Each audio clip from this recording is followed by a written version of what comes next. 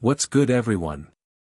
This is Fiction Blue, and boy do we have a treat for you. Harry used Wandless magic at age 4 to record every Dursley crime and sent the memories directly to the ICW. Hit subscribe and the bell. Let the story begin. Chapter 1, The cupboard remembers the crack under the cupboard door let in exactly 3 inches of light. Harry had measured it once, using his finger. 3 inches, just enough to see the hall carpet, the bottom of the coat rack, and the shadows of feet when someone walked past. He'd learned a lot from those 3 inches. He could tell time by the quality of light that bled through. Gray and thin meant morning. Yellow and warm meant afternoon, which usually meant Dudley was home from wherever Dudley went, which meant the cupboard door stayed locked. Darkness meant night, which meant he was either going to sleep or he wasn't, depending on whether his ribs still hurt too much to lie flat. Tonight, they hurt too much. He sat with his back against the wall, knees pulled to his chest, and breathed the way he'd taught himself, slowly, through the nose, counting to 4, because panicking made the pain worse and the pain was already bad enough. The cupboard smelled like dust and old rubber and the faint ghost of motor oil from the pushchair Aunt Petunia had stored in here before she decided there was no room anymore. Before he was in here. He was 4 years old. He understood more than 4-year-olds were supposed to, and he knew it, in the dim abstract way children know things about themselves, the same way he knew that other children ate dinner at the table with their families, that they had bedrooms with windows, that they weren't locked in dark spaces for crying too loudly after being hit. He'd stopped crying a while ago. Not tonight specifically, just in general.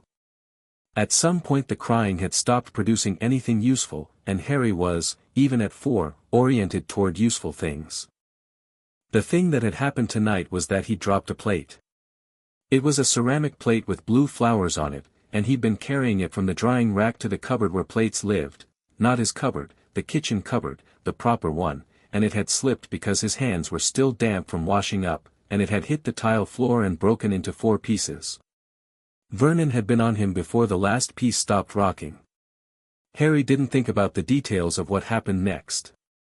He filed them away instead, the way he'd started filing other things, moments, images, sensations, into some interior space that didn't have a name yet but felt like a locked box made of something harder than memory. He didn't understand it. He'd been doing it for as long as he could remember, storing things in that space, and sometimes late at night the stored things glowed faintly, like coals. He pressed his back harder against the wall and felt them glowing now. The plate. Vernon's face. The specific sound Aunt Petunia made, not surprise, not protest, just that small intake of breath like she was mildly inconvenienced by the disruption to her evening. Dudley watching from the hall doorway with his thumb in his mouth and his eyes wide and bright. The cupboard door being opened, Harry being put inside, the door being locked. Vernon saying you'll go without supper until you learn the value of other people's property, which was funny in a way Harry didn't have a word for yet because Vernon's property didn't include Harry, apparently, but it also did, it included him completely. The glowing things in his chest pulsed. He exhaled slowly. The thing is, and Harry would spend years trying to explain this to people who studied magic for a living, people with impressive titles and longer educations than he'd ever have, and most of them would still not quite understand it, the thing is, it didn't feel like doing anything. It felt like releasing something.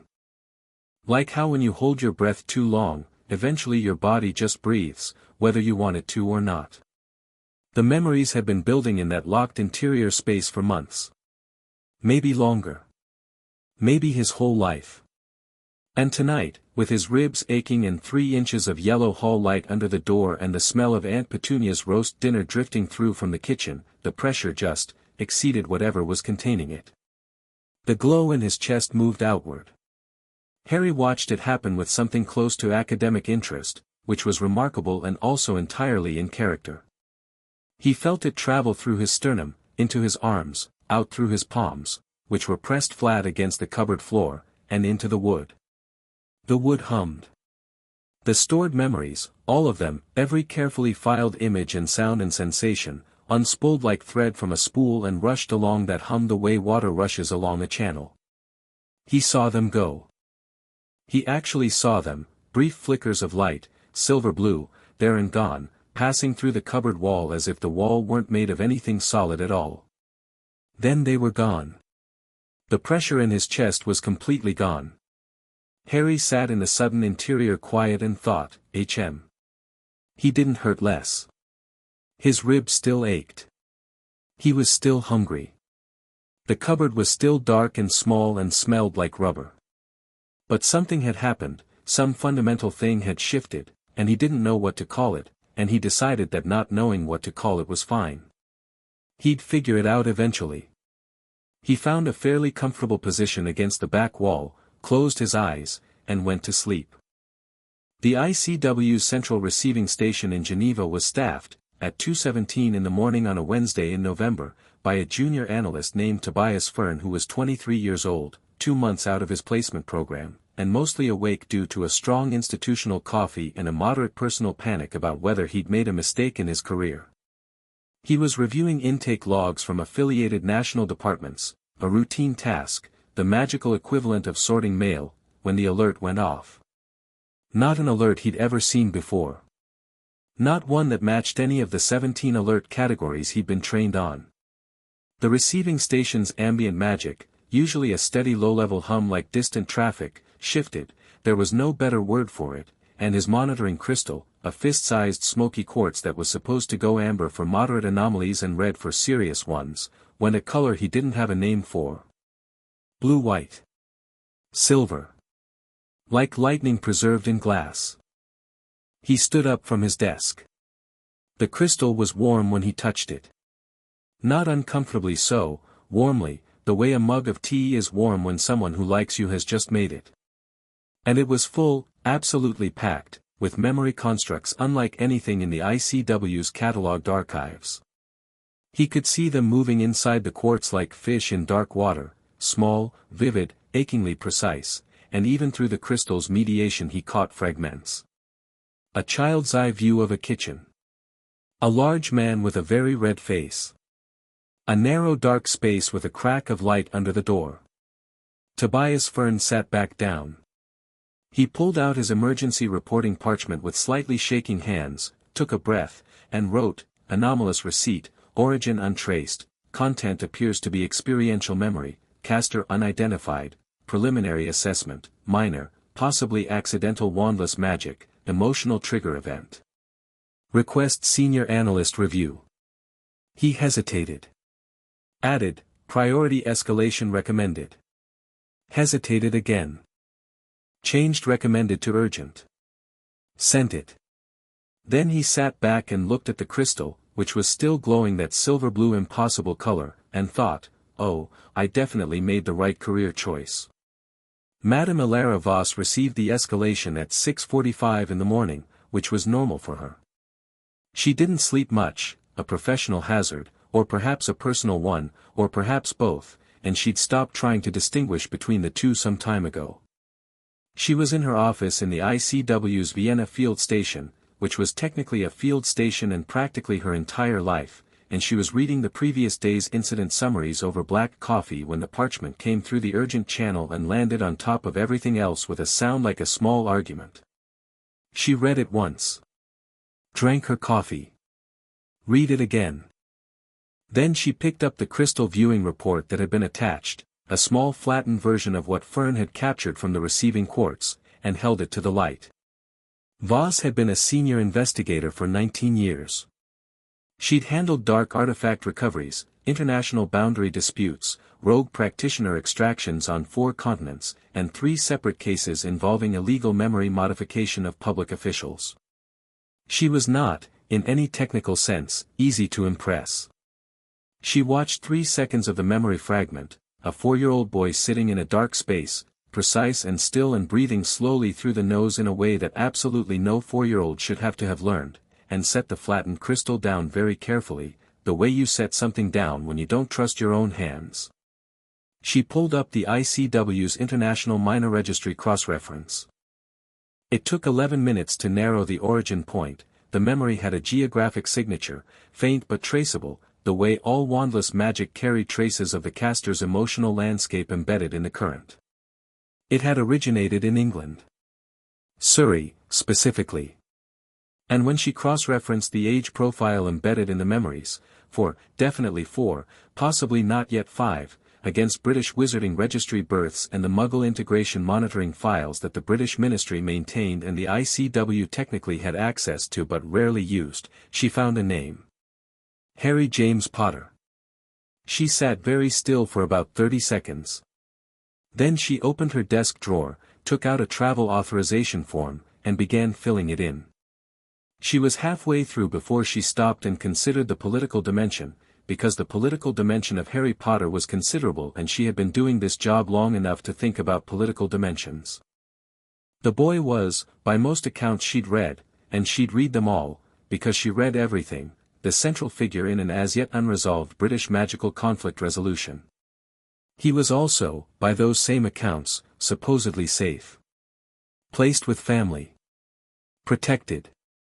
Under the personal oversight of Albus Dumbledore, whose opinion carried about as much institutional weight in the ICW as a medium-sized country. She looked at the memory fragment again. The boy breathing through his ribs. The crack of light under the door. The careful, practiced stillness of a child who had learned that making noise made things worse. She finished filling in the travel authorization, stood up, put on her coat, and walked out of the office to tell her assistant she'd be in Surrey by noon. She didn't send Dumbledore a courtesy notice. She didn't, in fact, send anyone in the British Ministry a courtesy notice. This was technically within her authority as a senior field investigator on a Priority 1 welfare escalation and also personally satisfying in a way she didn't examine too closely. Number 4, Privet Drive looked exactly like number 2, number 6, and every other number on the street, which Voss had always found a peculiarly Muggle kind of ambition, to achieve perfect indistinction. The lawn was precise. The hedges were precise. A garden gnome beside the front path was precisely tacky. She walked up the front path at 11:52 in the morning on a Thursday, her silver ICW investigator's badge on her lapel, her wand in her sleeve, and her face arranged in the expression she used for situations that were going to be unpleasant. She knocked.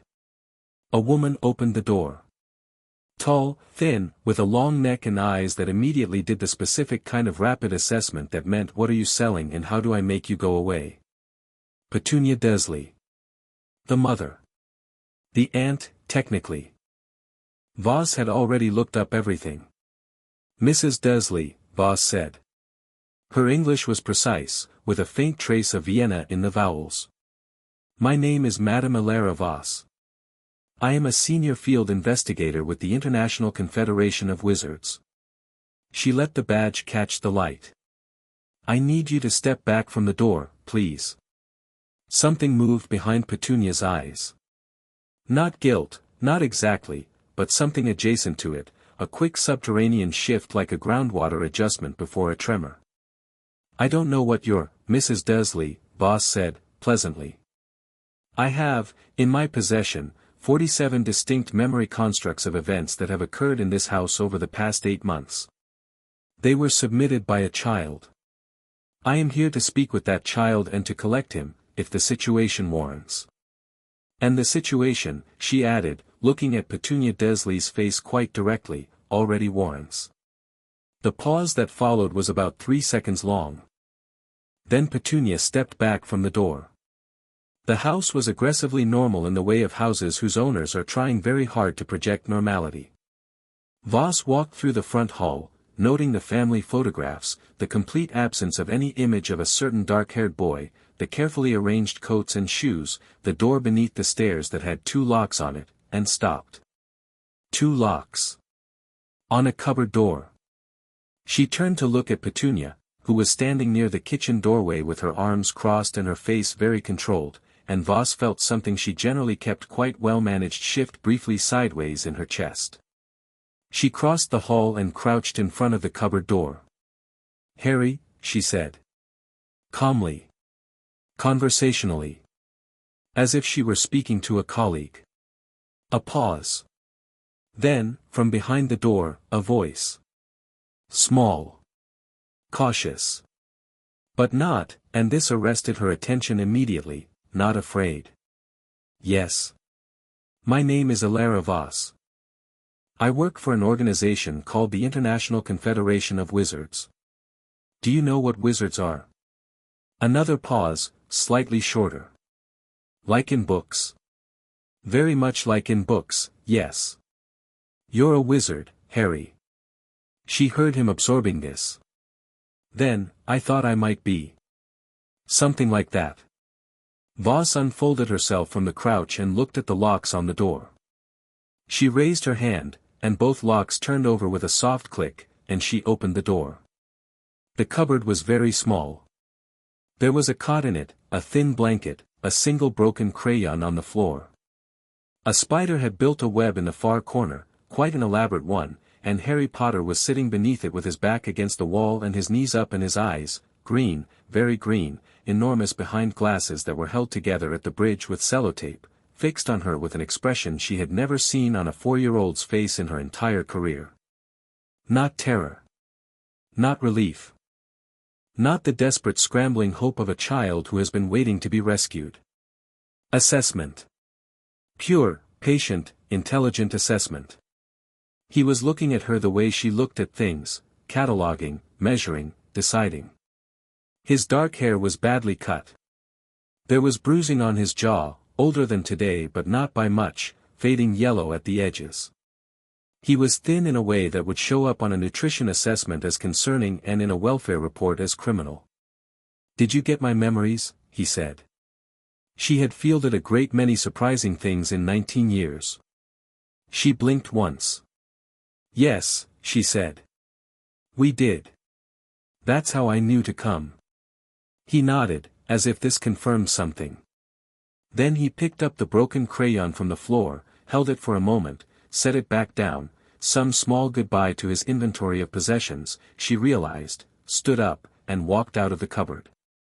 He walked past her into the hall and looked up at Petunia. He didn't say anything. He just looked at her. And something about that, a 4-year-old looking at an adult with complete absence of fear, complete absence of anger, with nothing but a steady, patient, recording look, made Petunia Dursley take a step back without appearing to realize she'd done it. Do I need anything? Harry asked Voss. No, she said. We have everything you need. He nodded. Walked to the front door. Outside, on Privet Drive, in the thin November sunshine, 2 other ICW agents were waiting on the front path, a man named Ridley, tall and broad, and a woman named Sato, small and quick-looking, both in plain Muggle clothes, both with that specific alertness of people who are there in case something goes wrong. 2 more were around the back of the house, because Voss had not achieved 19 years in this job by being careless. Vernon Dursley's company car pulled into the drive at 12:04, while Voss was still in the hall, and Vernon himself came through the front door at 12:05, and the brief window between his seeing the boy outside on the path and his seeing Voss's badge was a window she watched very carefully. His face went from irritation to alarm to something he tried to rearrange into authority and didn't quite manage. He was a large man, broad and red-faced, exactly as described. He filled the doorway. What's going on? He said. Who are you people? Where do you think you're taking, Mr. Dursley? Voss said, in the same pleasant tone she'd used with Petunia. I'm going to need you to be very quiet while I explain your legal situation. Is that something you can do? He swelled. He was preparing, she could see, to be very loud and very blustering and to use the word outrageous. She could see it forming in him like weather. Your nephew submitted 47 memory records to the International Confederation of Wizards receiving station last night, she said, and his mouth closed. These records document what this organization categorizes as a sustained pattern of child endangerment, physical abuse, psychological abuse, and deliberate deprivation. Under both ICW statute and the parallel provisions of Muggle law, which we are fully authorized to engage, this constitutes grounds for immediate custodial removal and criminal proceeding. She paused. Your wife is already aware of this. My colleagues outside are from our Joint Operations Unit. They are here to ensure this proceeds smoothly. Vernon's face had gone through several colors during this. It was currently something close to gray. He can't, whatever he told you, it's a lie, he makes things up, he's always been disturbed, there's something wrong with, they're not his words, Voss said. They're his memories. The ICW's Memory Forensics Unit has authenticated them. They cannot be fabricated. They are the recorded sensory experience of an individual. She tilted her head very slightly. Everything he remembered, Mr. Dursley, we now also remember. The silence was absolute. Ridley, she said, without raising her voice, and Ridley came through the front door, and the morning on Privet Drive continued to be very bright and very quiet and deeply, profoundly ordinary looking from the outside, which was, Voss thought, exactly the problem. Harry sat in the back of what looked like a normal car but wasn't, the interior was too large, the seats were too comfortable, and there was a warmth to the air that didn't come from any heater he could see. Sato sat beside him. She had a kind face. She kept glancing at him sideways in the way adults did when they were trying to figure out how worried to be. He looked out the window at Privet Drive receding behind them. He'd lived there for as long as he could remember. The cupboard had been his world, its dimensions as familiar as his own breathing, its inventory of objects, the broken crayon, the bent spoon he'd found under the cot, the spider's web, the 3 inches of light, as intimate as anything. He looked at the retreating street and felt precisely nothing about it, and he understood that this was unusual, and he also understood that it was the correct response, and he found both of those things equally interesting. Are you all right? Sato asked. He thought about it honestly. My ribs hurt, he said. I didn't eat yesterday. Sato said something very quietly in another language that sounded like an expression of strong feeling and then, out loud, in English, we'll get that sorted very soon. I promise. He nodded. Harry, she said. Can I ask you something? Yes. When you sent those memories, did you know what you were doing? Did you mean to send them somewhere specifically? He considered the question with appropriate seriousness. Not specifically, he said. I just needed them to go somewhere. Away from me. I needed something to see them. He paused. Something that would do something about them. Sato looked at him for a moment. And did it work? He looked at her. Yes, he said. Back at Privet Drive, in the kitchen, Petunia sat at her own table while one of the ICW agents went through drawers and cabinets making notes on a clipboard, and she thought about her sister, which was something she almost never allowed herself to do. She thought about Lily, who had always been the magical one, the extraordinary one, the girl who lit up every room and every stranger's face and their father's eyes specifically in a way that Petunia had catalogued from a very young age and never spoken about to anyone. She thought about the letter she'd written to Dumbledore. She was a child, 10 years old, please, could she come too, could she learn too, and his gentle and devastating no. She thought about Lily leaving for that school and coming home changed, sparkling, speaking about a world that excluded Petunia by biological accident. She thought about resenting it. She thought about choosing the resentment over everything else, packing it carefully and carrying it forward into adulthood, into marriage, into a life deliberately constructed as the opposite of everything Lily had represented. She thought about the baby on the front step, the letter, the choice she'd made. She thought about what the woman with the silver badge had said, everything he remembered, we now also remember. The agent with the clipboard said something that Petunia didn't hear. She stared at the kitchen table, which was clean, which was always perfectly clean, and she thought, I knew. Every single day, I knew. And I told myself it was necessary, I told myself it was protection, I told myself, she'd told herself a great many things, and now a woman from an international organization had arrived and taken the boy, and the things Petunia had told herself no longer seemed to be doing their job. She was not a good person. She had always known this. She had simply decided, some years ago, that goodness was Lily's department, and Petunia was handling something else, order, normalcy, the careful avoidance of anything that burst through the boundaries of the ordinary world and demanded more from you than you'd agreed to give. The agent said her name. Mrs. Dursley. You need to come with us. She stood up. Smoothed her skirt, which was a habitual thing.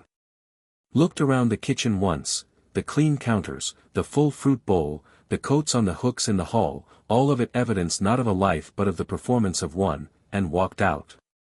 Harry didn't see any of that. He was in the car, moving through the thin November afternoon, watching England through the window, and in his chest where the locked box of stored memories had been there was now just a clean open space that he was already, quietly, instinctively, beginning to fill back up. He noticed things through the car window. How many people were walking alone versus in groups. How the sky sat differently over the city than it did over the suburbs. How light changed when it came through glass versus when it came through water. He stored these things the same way he'd always stored things, carefully, precisely, in the way of a person who has always understood that information is the only thing no one can take away from you. He thought about the woman, Voss. She had crouched in front of the cupboard door instead of looming. She had spoken to him like he could understand things, which he could.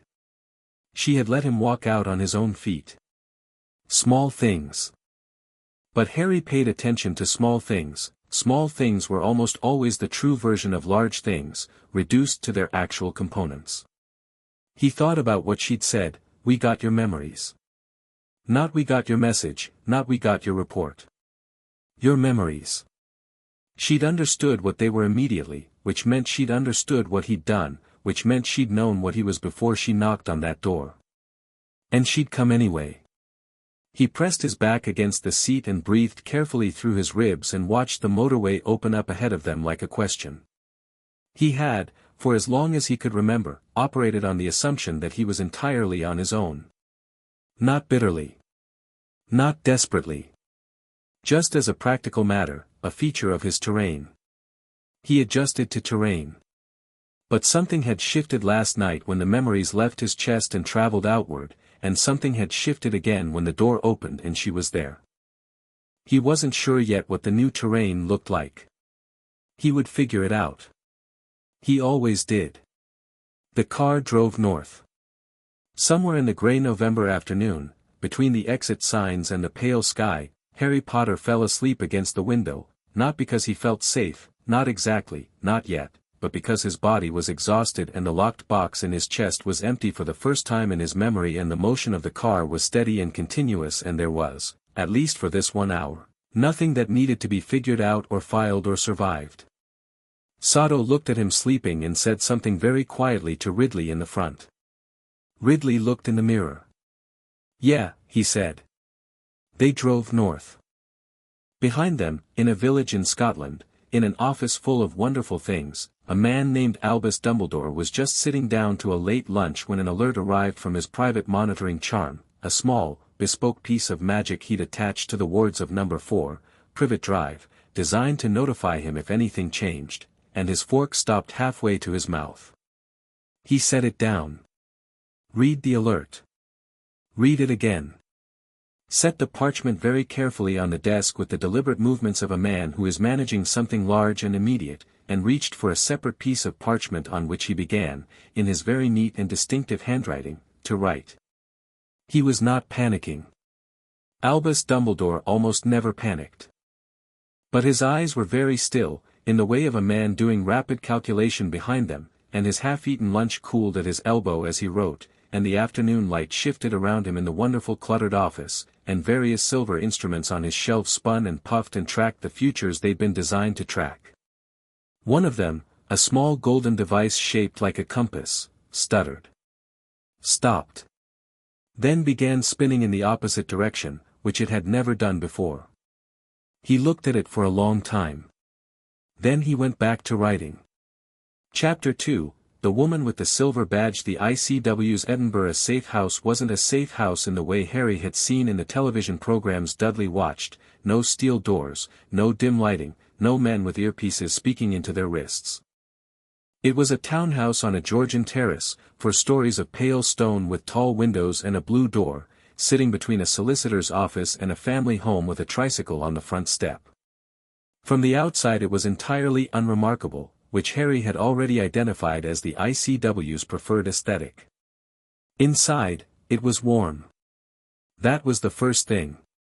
The kind of warm that meant someone had thought about it, radiators that actually worked, rugs on the wooden floors, lamps that gave off yellow light instead of the cold fluorescent white of the Dursley kitchen.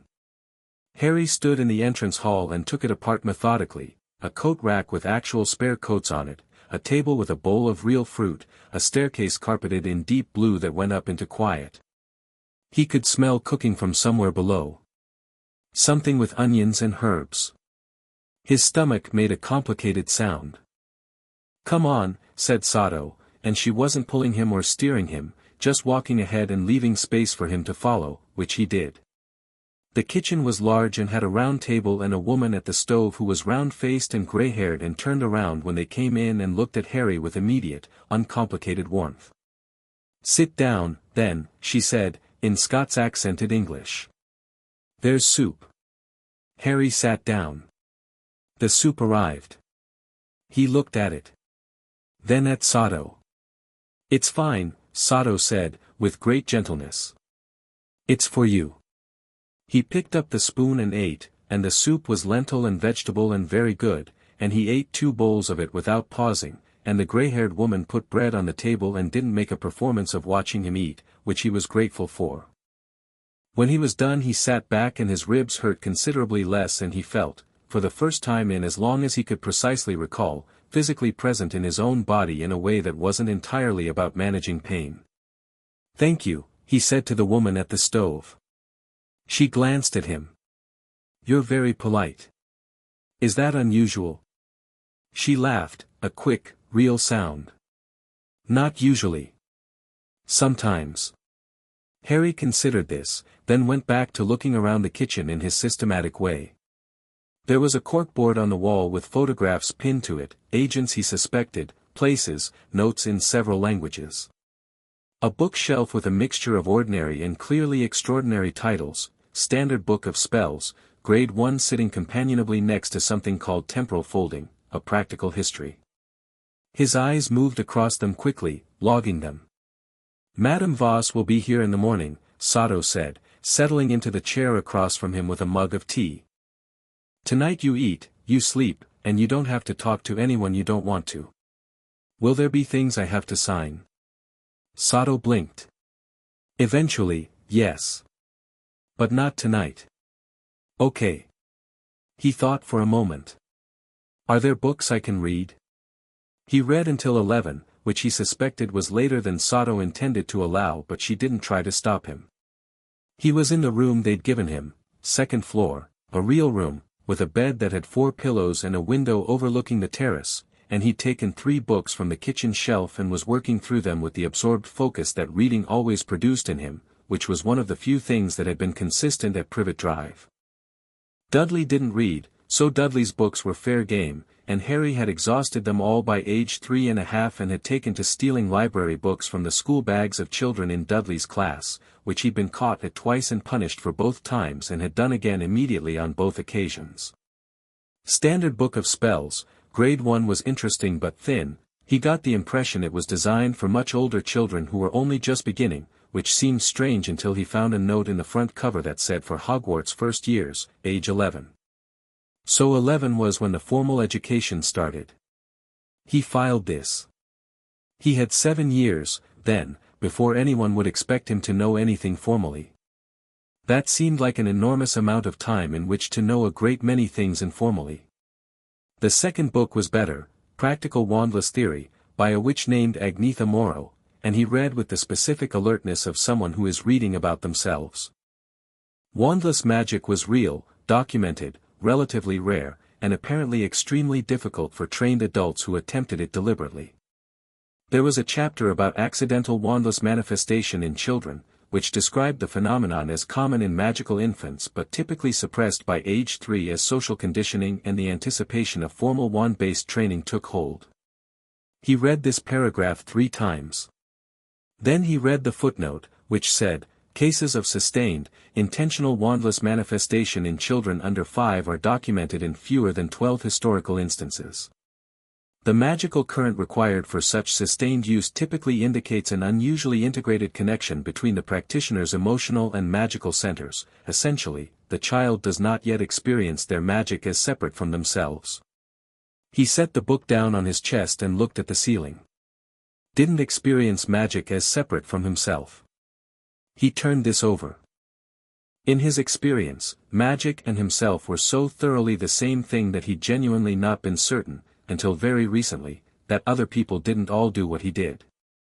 He'd assumed the differences between him and the Dursleys were just differences. He hadn't had anyone to compare himself to. He picked the book back up and read until his eyes stopped tracking properly, and then he set it on the nightstand, turned off the lamp, and lay in the dark in a bed with 4 pillows and listened to the Edinburgh night, traffic, distant, wind off the hills, somewhere below, the faint domestic sounds of the safe house settling, and felt the clean empty space in his chest where the memories had been. He built something in it before he slept. Not memories this time, an intention. Small and specific and glowing like a coal. He was going to understand what he was. He was going to understand all of it, and then he was going to do something with the understanding. He didn't know what yet. But the not knowing was fine. He'd always worked best from first principles. He slept. Voss arrived at 7:40 in the morning, before Harry was fully awake, and he heard her voice in the entrance hall below, quick, clipped, authoritative, and heard Sato responding, and heard names he didn't know yet, and lay still listening the way he always listened, building the picture from fragments. She knocked on his door at 7:50. "Come in." She opened the door and looked at him sitting upright in the bed with Practical Wandless Theory open in his lap and the other 2 books stacked neatly on the nightstand, and something shifted briefly in her face, that controlled, assessing face, before it settled back. "Good morning," she said. "Good morning." She came in and sat in the chair by the window, crossing her ankles and setting a leather folder on her knee. Outside the window the terrace was pale gold with early morning light. She looked at the books, then at him. "How are you sleeping?" "Better," he said honestly. "Good." She opened the folder, closed it again, seemed to make a decision. "I want to have a real conversation with you, Harry. Not the kind adults have with children, the managing kind. A real one. Are you all right with that?" He looked at her steadily. "Yes. Tell me what happened 2 nights ago. In your own words, in your own way. Don't worry about using the right terminology." He thought about how to begin. Then, "I've been storing things since I was very small. Memories. I don't have a word for the space I store them in, it's internal, it feels like a box, but it's made of something that glows. When something happens that I want to remember exactly, it goes in there. And 2 nights ago there were too many things in it and the pressure got too large and they came out. Through your hands. Through the floor, through the walls. Through everything between me and whatever was outside." She was writing. "Did you choose to send them to anyone specifically?" "I chose that something should see them," he said. "Something that would act. I didn't know about the ICW. But the magic found us anyway. Is that unusual?" She looked at him. "Extremely. Magic directed by intention without a specified target finding the single most appropriate recipient in the world is not a thing that should technically be possible." Harry thought about this. Maybe the magic understood what I needed better than I did. Voss wrote something. That's an interesting theory. She didn't say it in the way adults said interesting when they meant wrong or sweet. She said it like someone noting a hypothesis worth investigating. "What happens now?" he asked. "Now," she said, settling back slightly, "is complicated. I want to explain it to you completely because you've earned that. What you sent us last night constitutes, under ICW Statute 14 regarding the welfare of magical minors, grounds for full custodial intervention. The Dursleys will be charged under both magical and Muggle law. Our joint operations provision allows for that. There will be a formal tribunal. Will I have to go to it? That's partly up to you. You may be asked to give testimony. You don't have to appear in person, your memories themselves are primary evidence. But, she paused. There are complications outside the Dursleys specifically. He waited. You have a guardian of record in the wizarding world, she said, and her voice was entirely neutral when she said it, the way a voice gets when it's working to stay that way. Albus Dumbledore placed you at number 4, Privet Drive, under his personal authority as Chief Warlock of the Wizengamot and Supreme Mugwump of the ICW. Harry's expression didn't change. He knew where I was. Yes. He knew what it was like there. She didn't answer immediately, which was itself an answer. He had monitoring charms on the property, she said. We found residual traces. He was alerted last night when we moved you. Harry looked out the window at the morning terrace. A woman was walking a small dog past the solicitor's office. A child on the tricycle from next door was pedaling in determined circles. Normal things. Unremarkable things. So he'll come here, Harry said. He will attempt to reassert his guardianship authority, yes. And can he? Legally? She met his eyes. That depends on what we can demonstrate about his knowledge of your conditions at Privet Drive. If we can prove he was aware and took no action, his guardianship claim is voided under the same statute I mentioned. But, another pause. Dumbledore has considerable influence within the ICW itself. The process will be contested. Harry absorbed all of this with the same steady attention he gave everything. Then, you think he'll win the contest? I think it will be more difficult than it should be, she said precisely. He looked at her. You're telling me this so I'm prepared. Yes. And because you think I can handle knowing it. Yes. She closed the folder.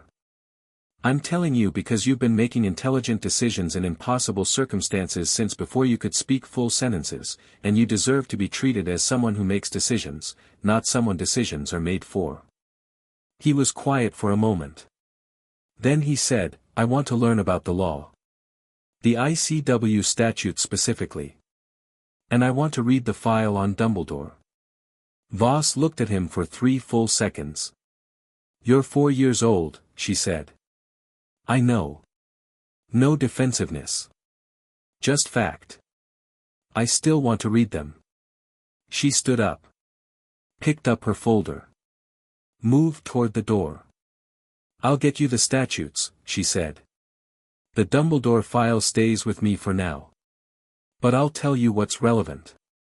He nodded. That was fair. That was, actually, more than fair. One more thing, he said. She paused at the door. The memories I sent, all 47 of them. You watched them? My team reviewed them, yes. How much did you see? She turned fully around to face him. There was something in her expression now that wasn't quite professional, something underneath that she didn't try to hide from him. All of it, she said. We saw all of it. He nodded. Good, he said. And the word wasn't angry, wasn't wounded. It was the word of someone who had filed an evidence brief and needed confirmation of receipt. She held his gaze for another moment, then walked out. He listened to her footsteps go down the stairs, and he opened Practical Wandless Theory to the page he'd marked, and he continued reading. By mid-morning the safe house had more people in it. Voss's team was operating out of the ground floor. He could hear the sounds of a working space below, quiet conversation, documents being sorted, the particular low hum of magical equipment doing things. Sato brought him breakfast, eggs and toast and orange juice, and sat with him while he ate, and they talked about Edinburgh, which he'd never been to, and she described the castle on the hill and the old town and a particular bookshop she liked on a street that went downhill very steeply. I'd like to see it, he said. When things settle, we'll go. I'll show you. He looked at her. You're not just saying that. She seemed slightly wounded. No. I'm not just saying it. He decided to believe her and made a note to revisit the question in a few weeks. The statutes arrived mid-afternoon, a thick sheaf of parchment that Sato carried up with both hands and set on the desk in his room with a look that suggested she found something both impressive and slightly alarming about the fact that he'd asked for them. He read for 3 hours. He made notes in the margins in pencil, small and neat, because he'd learned early that writing things helped fix them in the secondary exterior memory that was different from the internal locked box kind, and also because making notes in margins was something the books at Privet Drive had not allowed him to do and now apparently he could. The ICW Statute 14 governing magical minor welfare was comprehensive and, he discovered, frequently subverted. There were 17 subclauses dealing with exceptional circumstances, and he identified 3 that Dumbledore could potentially invoke to contest the intervention. He found the counter-provisions for 2 of them relatively quickly. The third was trickier. It related to historically unprecedented threat assessment, and gave the Chief Warlock emergency latitude and placement decisions if the minor in question was the subject of an active dark artifact situation. He stared at that clause for a long time. He didn't know exactly what he was, the subject of, precisely, but he understood enough from the books and from things half heard and half understood his whole life to know that there was something. The scar. The thing that happened with Voldemort, who everyone seemed very afraid to name. He understood that whatever that thing was, Dumbledore would use it. He went back to the books. Voss was in the ground floor operations room reviewing the memory authentication reports from Geneva when Ridley knocked and came in. "Dumbledore's in contact," he said. "Just had a message through the official ICW channel. He's requesting a meeting. Tomorrow morning, here." She looked up from the reports. "He's moving faster than I expected. He's moving as fast as he can without appearing to move fast." Ridley set a copy of the message on her desk. "The language is all very collegial. Deeply concerned, anxious to cooperate, long and productive relationship with the ICW, merely wishing to ensure the child's welfare is properly managed." She read it. The language was collegial. Beautifully, precisely, dangerously collegial, every sentence carrying a subtext of authority and prior claim without stating either outright, the way a chess player positions pieces 3 moves before the checkmate becomes obvious. "He's good," she said, not without a certain professional appreciation. "He's very good," Ridley agreed. "What do we tell him?" "We tell him tomorrow morning is fine." She set the message down. "And I'm going to tell Harry tonight." Ridley looked at her. "He's 4, he said. He's already read the relevant statutes and identified the 3 clauses Dumbledore will invoke. He wrote marginal notes." She picked up the authentication report again. "I'm not going to be the 3rd adult this week who underestimates him." Ridley was quiet for a moment. "You really think he's going to be?" "I think," she said, "that the thing he did 2 nights ago, the sending of 47 authenticated memory constructs to a specific recipient he didn't know existed, at age 4, without a wand, without training, while suffering from what our medic is calling 3 partially healed rib fractures and malnutrition, is so far outside the documented range of magical ability that I have been revising my assessment of this child approximately once every 40 minutes since I walked into that house in Surrey." She paused. "So yes. I'm going to tell him tonight." She came up after dinner. He was sitting by the window watching the street below, where the lights of the terrace were warm against the dark and someone was walking a dog and the ordinary world was doing its ordinary things. "Dumbledore is coming tomorrow," she said, pulling the chair up. He turned from the window. Not surprised. The timeline made sense. "What time?" 10 in the morning. He nodded. "Can I be in the room?" "That's not the standard approach for a, 'Can I be in the room?'" he said again. Politely. Firmly. She studied him. "Why?" "Because I want to see how he does it," Harry said. "How he explains knowing where I was.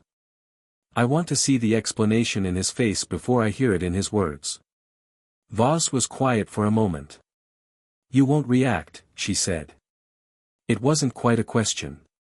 "No," he said. "He'll be trying to assess you too," she said. He'll want to understand how much you know and how much of a complication you represent to his plans. He'll be charming. He'll be the most charming person you've ever met. He makes people feel seen and important, and it's not entirely false, which is what makes him effective. But he left me in that cupboard, Harry said. Yes. So whatever he makes people feel, that's what he does. He turned back to the window briefly. I'll be fine. She watched him. How, she said, with genuine curiosity, did you become this way? He looked at her. What way? Like this. This particular way. He thought about it seriously. The cupboard was very dark, he said, and there was nothing to do in it except think. So I thought. He paused. And when things happened that were very bad, I found that putting them in the box helped. Not going away from them, putting them in the box, carefully, all of them, exactly as they were. So I always had them exactly. Nothing got blurry or wrong. She understood him perfectly and wished she didn't. All right, she said. You can be in the room. That night, after Voss went back downstairs, Harry sat with the statutes again and thought about Albus Dumbledore specifically. He had found references to the man throughout the books he'd read, mentioned in Practical Wandless Theory, with admiration, in one of the spell books, with near reverence, and in a history text he'd found on the third shelf called Magical Britain, a century in review which described Dumbledore as, arguably the most significant magical figure of the modern era. Significant. Harry rolled the word over. It was the kind of word that told you something both specific and nothing at all. He found the thing that interested him most was not that Dumbledore had put him at Privet Drive. He could construct a chain of reasoning for that. The blood protection was documented in the statutes as genuine magic, Lily Potter's sacrifice had created a real ward, Dumbledore had likely calculated that Harry in the Dursley household was safer from Voldemort than Harry anywhere Voldemort could reach. The thing that interested him was that Dumbledore had apparently been monitoring the house for 4 years, and the monitoring had not included removing Harry from the cupboard. The monitoring was for Voldemort. Not for Harry. He was a variable in a calculation. A protected variable. Dumbledore wasn't cruel, he didn't think, but a variable. Someone whose comfort and safety mattered less than the integrity of the overall equation. Harry stared at this realization until it was fully formed and clear, and then he put it in the box. All of it. Exactly as it was. He turned off the light and lay in the dark. Tomorrow would be interesting. Morning came sharp and cold, the Edinburgh sky a pale washed blue through his window. He dressed carefully, the ICW had provided clothes, and he chose the neatest of them, a dark jumper and grey trousers, the kind of presentation that said I am paying attention without saying anything else. He ate breakfast. He read for 2 hours. He was entirely calm. At 9:55, Voss knocked. He's here. I know, Harry said. He'd heard the arrival, the particular quality of silence that preceded something significant, the small intake of activity below. Ready. They went down together. The meeting room on the ground floor was a real room, bookshelves, a long oak table, morning light through the windows. 2 of Voss's agents stood near the door. Ridley was at the table with a stack of documents. And at the far end of the room, speaking to Sato with the relaxed, complete attention of a man who makes everyone he speaks to feel briefly like the most important person in the world, was Albus Dumbledore. He was, Harry noted this, catalogued it, precisely what the book suggested. Tall, very tall, in robes of deep blue, silver-bearded, half-moon spectacles over eyes of vivid blue that crinkled at the corners. He looked like someone who had been specifically designed to be trusted. Harry had never been good at trusting designs. Dumbledore turned when they came in. His eyes moved to Harry, and something happened in them, a rapid, complex flicker of calculation and adjustment that lasted perhaps half a second and then was completely gone, replaced by an expression of warm, pained concern. Harry, he said, and his voice was deep and warm and entirely appropriate to the occasion. I am so profoundly relieved to see you. Harry looked at him. Good morning, Harry said. He walked to the table and sat down in the chair beside Voss, folded his hands in front of him, and waited. Dumbledore settled into the chair across from Voss. He glanced between them. The boy's stillness was not what he'd expected, Harry could tell, and then fixed his full attention on Voss with the practiced precision of a man managing multiple fronts. "Elara," he said. "Thank you for agreeing to meet. I want to begin by saying that my only concern here is Harry's well-being." "Of course," Voss said. "And while I understand, absolutely, the necessity of the ICW's response to what was a deeply troubling magical event, I do need to impress upon you the extraordinary complexity of Harry's situation." "Please do," said Voss. He talked for several minutes. He was excellent at it. The sentences were long and layered, and each one contained three things that were true and one thing that was navigated around rather than stated. Harry listened. He kept his hands folded. He watched the blue eyes behind the half-moon spectacles. He watched the hands, the way certain words produced slight pressure of the fingers against each other, the way the voice modulated around the navigated things. "The blood protection at Privet Drive," Dumbledore was saying, "is not simply a ward. It is a living piece of sacrificial magic, tied to Lily's bloodline through Petunia. Removing Harry from that environment doesn't merely inconvenience the protection, it dissolves it entirely." "And with Voldemort's, Professor Dumbledore," Harry said. Everyone looked at him. Voss had stilled beside him. Dumbledore turned with precisely the right blend of gentle surprise and attentiveness. "Yes, Harry. You had monitoring charms on the house," Harry said. "Not an accusation. A statement of fact, delivered with the same neutral precision he used for everything." A very brief pause. "A necessary precaution, yes, for how long?" "Since I placed you there, when you were, 4 years, Harry said. "You watched the house for 4 years." Dumbledore's expression was patience and warmth. "To protect you from, the monitoring was for Voldemort," Harry said. "Not for me. If it was for me, you would have seen the cupboard. You would have seen what happened in the kitchen. You would have done something." He paused. "You saw it and you didn't do something. So the monitoring wasn't for me." The room was very quiet. Dumbledore looked at him. Behind the warmth and the patience, something shifted, not malice, not anger. Something more precise and more complicated than either. Recognition, Harry thought. The recognition of someone who has encountered a variable that has altered its own parameters. "You are," Dumbledore said softly, "remarkable. That doesn't answer the question." "Harry." His voice was gentle. Genuinely gentle. "There are things in play that are larger than one childhood. I know that is a devastating thing to say to a child. I know it is not fair. But the safety of the magical world, you decided," Harry said, "that the safety of the magical world required me to be kept in a cupboard and not fed." Another pause. Longer. "That was not," Dumbledore said, with something that appeared to be genuine difficulty, "the intent. But it was the result," Harry said. "And you knew."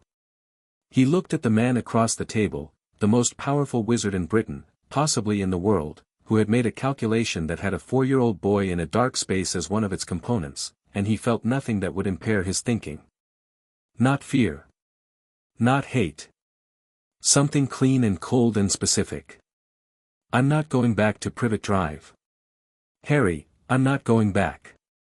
The blood protection is a real thing and you're right about that, I read it in the statutes, but the ward can be modified to a secondary blood anchor. There are 3 documented methods. I marked them."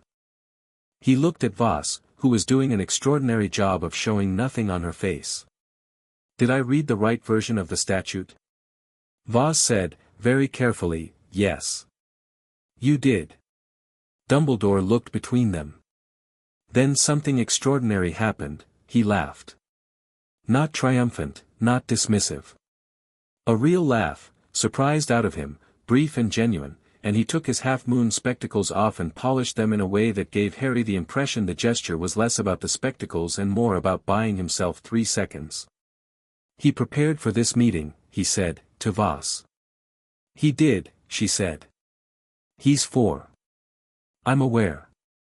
Dumbledore put his spectacles back on and looked at Harry with something that was more honest than anything he'd shown since walking into the room. Not the warm performed attention. Actual regard. "You are more than I expected," he said. "Most people say that," Harry said. "And then they keep expecting the same amount." Dumbledore was quiet for a moment. "I did not intend you harm," he said. And this, Harry, who had developed a finely tuned instrument for the gap between intent and action, believed. Not because it exculpated anything, but because it was simply, measurably true. "What I did was make a calculation that should have included you as a person and included you instead as a factor. I understand that distinction now more clearly than I did before." He paused. "I would like the opportunity to." "Not yet," Harry said. Dumbledore stopped. "You can be part of this," Harry said, meaning the ICW process, the tribunal, the whole moving structure of what came next. "I'm not trying to have you removed from it entirely. But I'm not going back to Privet Drive and I'm not going to be placed somewhere by you specifically until there's a formal guardianship hearing with full disclosure of what you knew and when you knew it." He held the man's gaze. "Those are my terms." Voss was looking at her documents with extraordinary concentration. Dumbledore looked at Harry for a long time. "Your terms," he said at last, not quite smiling, not quite not smiling. "My terms," Harry said. The room was very quiet. Outside, Edinburgh was going about its morning, trams and footsteps and the distant cry of a gull from somewhere near the castle. The light through the tall windows was the clean pale gold of a northern city in November. Dumbledore picked up his hat from the table beside him, stood, and inclined his head to Voss with practiced grace. Then he looked at Harry one final time. "I look forward," he said, "to continuing this conversation." He walked out. The door closed. Ridley, from his end of the table, exhaled a very long and shaky breath. Sato, by the window, said something in what Harry had identified as Japanese. Voss sat for 3 seconds, then turned to look at Harry with an expression that was, briefly and entirely, unguarded. "How," she said, "are you 4 years old?" Harry thought about it. "I was in the cupboard for a very long time," he said. There was nothing to do except think. He unfolded his hands from the table. "Can I have lunch now?" he said. "I'm hungry." Chapter 3, The Architecture of Silence. 3 days after Dumbledore walked out of the Edinburgh safe house, Voss put Harry in front of a magical assessment examiner named Dr. Petra Calloway, and the results broke 4 of the examiner's instruments. Not dramatically. Not with explosions or sparks or the kind of theatrical magical excess that Harry was starting to recognize as the wizarding world's preferred mode of surprise. 2 of the instruments, small brass things that measured magical output in standardized units, simply stopped working mid-assessment, their needles driven past the end of their ranges and bent. A third one, a tall glass column filled with silver liquid that was supposed to rise proportionally to magical potential, filled to the top, overflowed onto the desk, and kept going, spreading across the floor in a thin luminous sheet before Calloway vanished it with a slightly strangled Evanesco.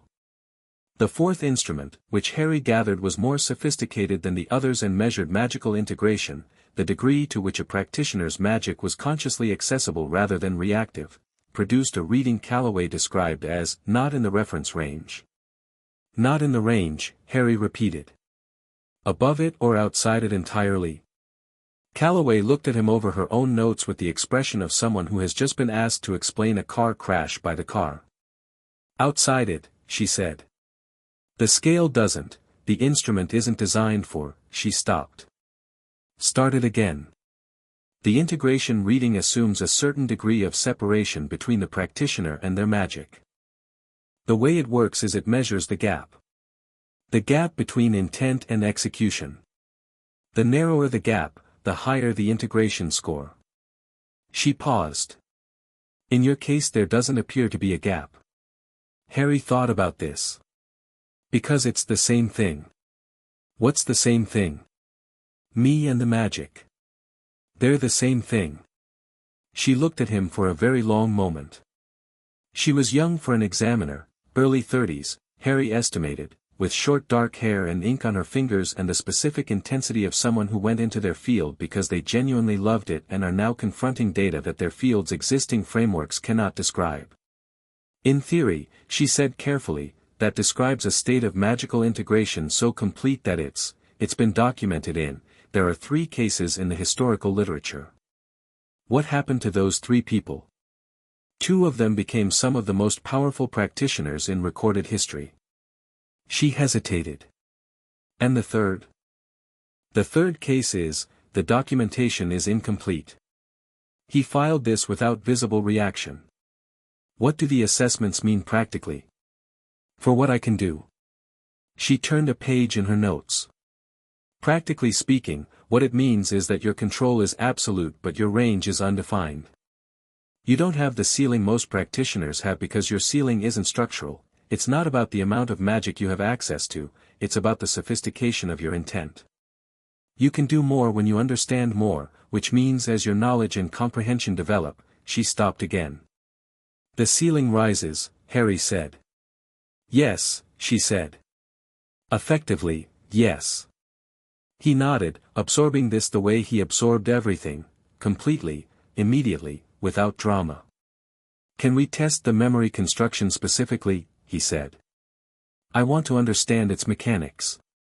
She looked at him with something between professional fascination and personal bewilderment. You want to understand the mechanics of a thing you instinctively do.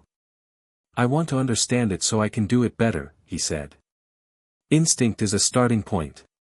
Not an end point. She put down her pen, looked at the ceiling briefly, looked back at him. Right, she said. Yes. Let's do that. They spent another 2 hours on the memory construction specifically. Calloway had to send out for different instruments, none of her standard kit was calibrated for what he was doing, and while they waited Harry watched her work and asked questions, not about himself but about the theoretical framework of memory magic generally. How pensive storage worked. The difference between extracted memory and constructed memory. Whether intention at the time of storage affected what was retained. She answered everything. He noticed that she stopped editing herself about halfway through the morning, stopped pre-simplifying for him, started just saying what she meant technically and then watching him track it, and he appreciated this the same way he'd appreciated Voss's approach, which was the same kind of appreciation, relief, mostly. The relief of not having to receive information through a filter designed for someone smaller. The constructs you sent to Geneva, she said, while they waited for the second set of instruments. Those were authenticated as sensory memories, experienced events, not fabrications. But the authentication team's report noted something unusual about the structure. Unusual how? Standard extracted memory it's like a film recording. You get what was captured at the time from a single point of view, with all the limitations of that. Peripheral vision, emotional state, what the person was paying attention to. But yours were, she flipped to the authentication summary. The team used the word curated. Every moment that was relevant to the central event was included. Every peripheral detail that established context was included. Nothing irrelevant was present. She looked up. When adults extract memories for legal proceedings, we have specialists who spend days editing out the irrelevant material. You did it automatically at the time of storage. Every single time. Over 8 months. Harry was quiet. I told you, he said finally. I put them in the box carefully. Yes. She set down the summary. But the thing is, careful storage in that sense requires a degree of metacognitive awareness that we don't typically see until, she stopped herself.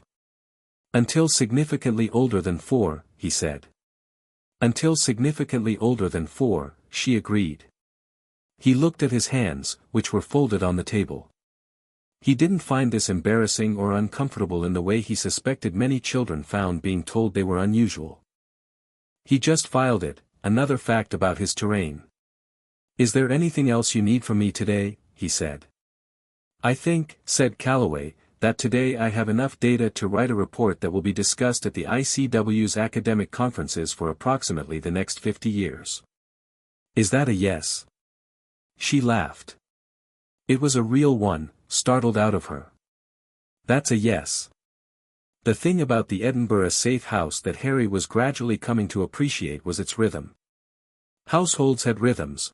The Dursley house had had one, mechanical and relentless, organized around Dudley's needs and Vernon's moods and Petunia's maintenance of the surface appearance of everything.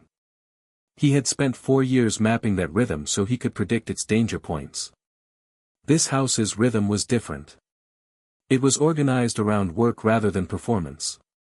People came and went, ate at odd hours, had conversations that stopped and started as information came in. Voss worked late every night. Sato was up early. Ridley seemed to maintain a perpetual state of medium alertness that Harry found restful in its consistency. He inserted himself into the rhythm carefully, the way he inserted himself into everything. Not disruptively. He ate when food was available, read when no one needed him, listened when people talked nearby. He asked questions when questions were warranted and didn't when they weren't. He helped where he could. He was small and had no formal magic training, but he had meticulous organizational instincts, and by day 3 the case documents on the table in the ground floor operations room were sorted in a way that made Ridley's retrieval time about 30 seconds faster, and Ridley noticed and didn't say anything about it but started leaving the documents slightly less organized in the morning in a way Harry read as an invitation. He organized them every morning after breakfast. Voss watched this from the doorway once, without Harry seeing her, and didn't say anything either.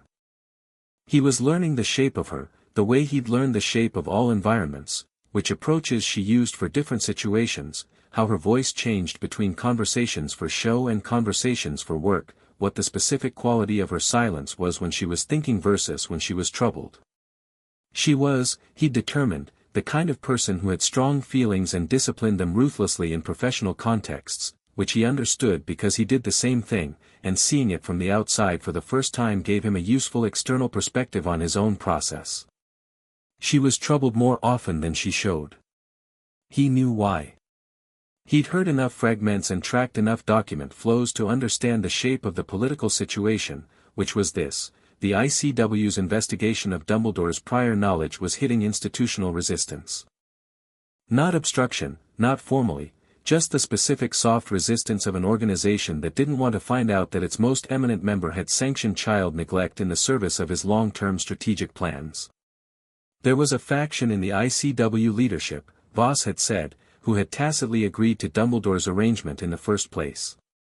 Those people were now very interested in ensuring that the investigation's conclusions were contained.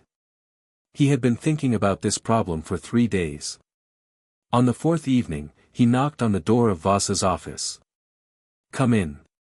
She was at her desk, surrounded by parchment and the cold remnants of a cup of tea, reading with the focused intensity she brought to everything. She looked up. Can't sleep, she said. I sleep fine, he said, which was true. The Edinburgh nights were quiet and the bed had 4 pillows and he woke only once or twice now instead of every hour. I've been thinking about something. She gestured to the chair across from her. He sat. The investigation into Dumbledore's prior knowledge, he said. The resistance within the ICW, it's because the relevant people are afraid of being found complicit. She looked at him carefully. Where did you hear? I haven't heard anything specific, he said. I've been paying attention to what comes through the operations room. The pattern in the documents. Which requests get answered quickly and which don't. He paused. The Statute 14 warrant review should have come back from Geneva in 2 days. It's been 4. That's not administration. She held his gaze. No, she said. It's not. So the problem is that the investigation can be delayed or limited as long as the people who could be implicated are in positions to shape the institutional response. He folded his hands. But my memories aren't limited to what happened at Privet Drive. I stored other things too. She was very still. What other things? Conversations. When Dumbledore came to visit, he came once, when I was very small. I don't think he knew I was aware, I was in the cupboard. He spoke to Petunia in the kitchen. He paused, retrieving it with perfect precision. He said, "The wards hold as long as the boy believes it to be his home. The discomfort is unfortunate, but it serves to anchor him. Children who are too comfortable become difficult to manage." And Petunia said, "You said 1 year at most." And he said, "Circumstances have changed. Voldemort's supporters are not," and then they moved and I couldn't hear the rest clearly. But I have the first part exactly. The silence in the room was complete. "You have that memory," Voss said. "In the box," he said. "Yes. I can construct it the way I construct the others. I didn't send it with the first batch because I didn't know then that it was relevant to anything beyond what it was." He looked at her. "It's relevant now." She sat back. Pressed her fingertips together. He watched her thinking, watched the calculation happen behind her eyes, the professional assessment of what this memory would do to the institutional politics of the investigation, what it would mean for Dumbledore's position, what it would change about every contested aspect of the prior knowledge question. "If I submit this formally," she said, "through the ICW evidence channel, it goes to the same review body that's been sitting on the warrant." "Then don't submit it through the ICW evidence channel," he said. She looked at him. "The ICW and the British Ministry have parallel jurisdiction under Statute 8, he said. "I read it. The Ministry of Magic's Department of Magical Law Enforcement has independent authority to initiate investigation of ICW member conduct if the conduct involves British nationals and the ICW investigation is demonstrably compromised." He paused. "If you submit the memory directly to the DMLE head, not through the ICW channel, directly, bypassing the compromised review body, they have to act on it independently." Voss looked at him for a very long time. "The DMLE head," she said, "is Amelia Bones. I don't know who that is." "She's honest," Voss said, and the word sounded slightly surprised on its way out, as if she'd expected a more qualified description and honesty had turned out to be simply accurate. "Stubborn. Politically inconvenient and proud of it. She and Dumbledore have a complicated relationship. Does she have enough authority to act independently of the ICW review? If the evidence she receives supports it?" "Yes." She was looking at the desk now, working through it. She'd need the memory authenticated outside the ICW's own forensics unit. Callaway is technically independent, she consults from multiple bodies, she already authenticated the original 47, Harry said. "She has my baseline. A new submission from me through her would be consistent with prior authenticated evidence." Voss pressed her fingertips together harder. "You planned this," she said. "I thought about it," he corrected. "I didn't plan it until just now when you confirmed the DMLE angle. I needed to know Bones was reliable before I committed the memory to formal evidence. If I hadn't said she was reliable..." He thought about this honestly. "Then I would have found another route. The parallel jurisdiction provision exists specifically for situations like this. Someone put it in the statute for a reason." She looked at him, genuinely looked, the way she had outside the cupboard door, that brief unguarded moment. "Who taught you to think like this?" "The cupboard, mostly," he said. "And the books here. And watching you." She absorbed this quietly. Outside, Edinburgh was dark now, the street lamps making pools of orange light on the wet cobbles below the window. "All right," she said. "I'll contact Callaway tonight. We'll do the extraction tomorrow morning before anyone in Geneva is awake." She paused. "And then I'm going to contact Amelia Bones and I'm going to have a very interesting conversation." "Good," Harry said. He stood up. "Do you need anything before I go up?" She looked at him. "Do I need?" She stopped. Something crossed her face that wasn't professional at all. something warmer and more complicated, the kind of thing that happened when a system of careful distance encounters something that makes the distance feel slightly wrong. "No," she said. "Good night, Harry." "Good night," he said, and went upstairs. She sat at her desk for a long time after his footsteps faded. The memory extraction took an hour. Calloway arrived at 7 in the morning with new instruments and her authentication kit and a thermos of coffee she didn't offer to share, which Harry respected. He sat across from her at the kitchen table, and the grey-haired cook, whose name he'd learned was Mrs. Abernethy, made porridge and didn't ask questions. The extraction was different from what he'd done instinctively. It was precise where the original sending had been pressurized, more like surgery than like breathing. Calloway walked him through it in low, technical tones, and he followed the instructions exactly, reaching into the interior space and isolating the specific construct, the kitchen conversation with Petunia and Dumbledore, lifting it away from the surrounding stored material without disturbing anything else. It came out as a small bright object, silver blue, rotating slowly in the air between them, and Calloway leaned forward and he could see her fighting very hard to maintain professional composure. "Brilliant," she said, very quietly, apparently to herself. She ran her instruments. Wrote her notes. Authenticated the construct against his baseline profile, signed the documentation, sealed it with her independent examiner's credential. Harry watched the whole process. "Can I ask you something?" he said. She was still writing. The 3 historical cases. The ones with complete magical integration. He waited until she looked up. The 2 who became powerful practitioners, what did they do with it? She considered the question. One built the original ward system that still underlies most of Europe's magical border protections. She worked for 40 years with the ICW, and she changed the structural architecture of how magical communities protect themselves. She paused.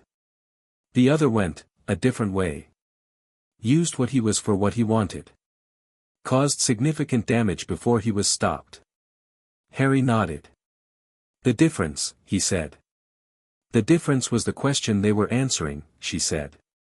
One was asking, "What does the world need?" The other was asking, "What do I want?" He was quiet for a moment. "I think," he said, "that if you want the right things, the questions are the same." She looked at him for a long moment, then wrote something in her personal notebook. He could see it was separate from the official documentation, smaller, her own handwriting without the formal structure of the assessment forms. "The documentation is ready," she said. "Madame Voss can submit it." He picked up his porridge bowl and finished it. "Thank you, Dr. Calloway." She looked at him. "You're very welcome, Harry." The contact with Amelia Bones happened at noon. Harry wasn't in the room for it. He offered, Voss declined, and he accepted this without debate because there were also limits to what 4-year-olds could reasonably expect to be present for, and the contact itself wasn't the strategic moment, the response was.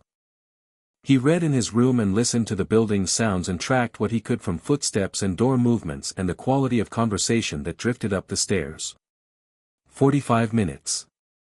That was how long it took. He heard Voss's voice during it, controlled, precise, efficient. He heard one other moment, a brief span of 3 or 4 words, where the control dropped briefly into something that was either anger or emphasis, and then recovered. Then quiet. Then Ridley, downstairs, Bones is moving. He heard Sato say something. Ridley again, fast. Faster than expected. He turned a page. Voss came upstairs at 1:30. She was moving differently, not faster, she didn't hurry, but with a different quality of momentum, the momentum of something that has been set properly in motion. She knocked. He opened the door. "Bones has initiated an independent DMLE investigation," she said. She's requested the original 47 memories be transferred to DMLE custody as concurrent evidence in a British domestic proceeding. She leaned against the doorframe. "She's furious, Harry. Not performatively. Actually furious. The kind that means she's going to pursue this regardless of the political cost because she's decided the political cost is not the relevant variable.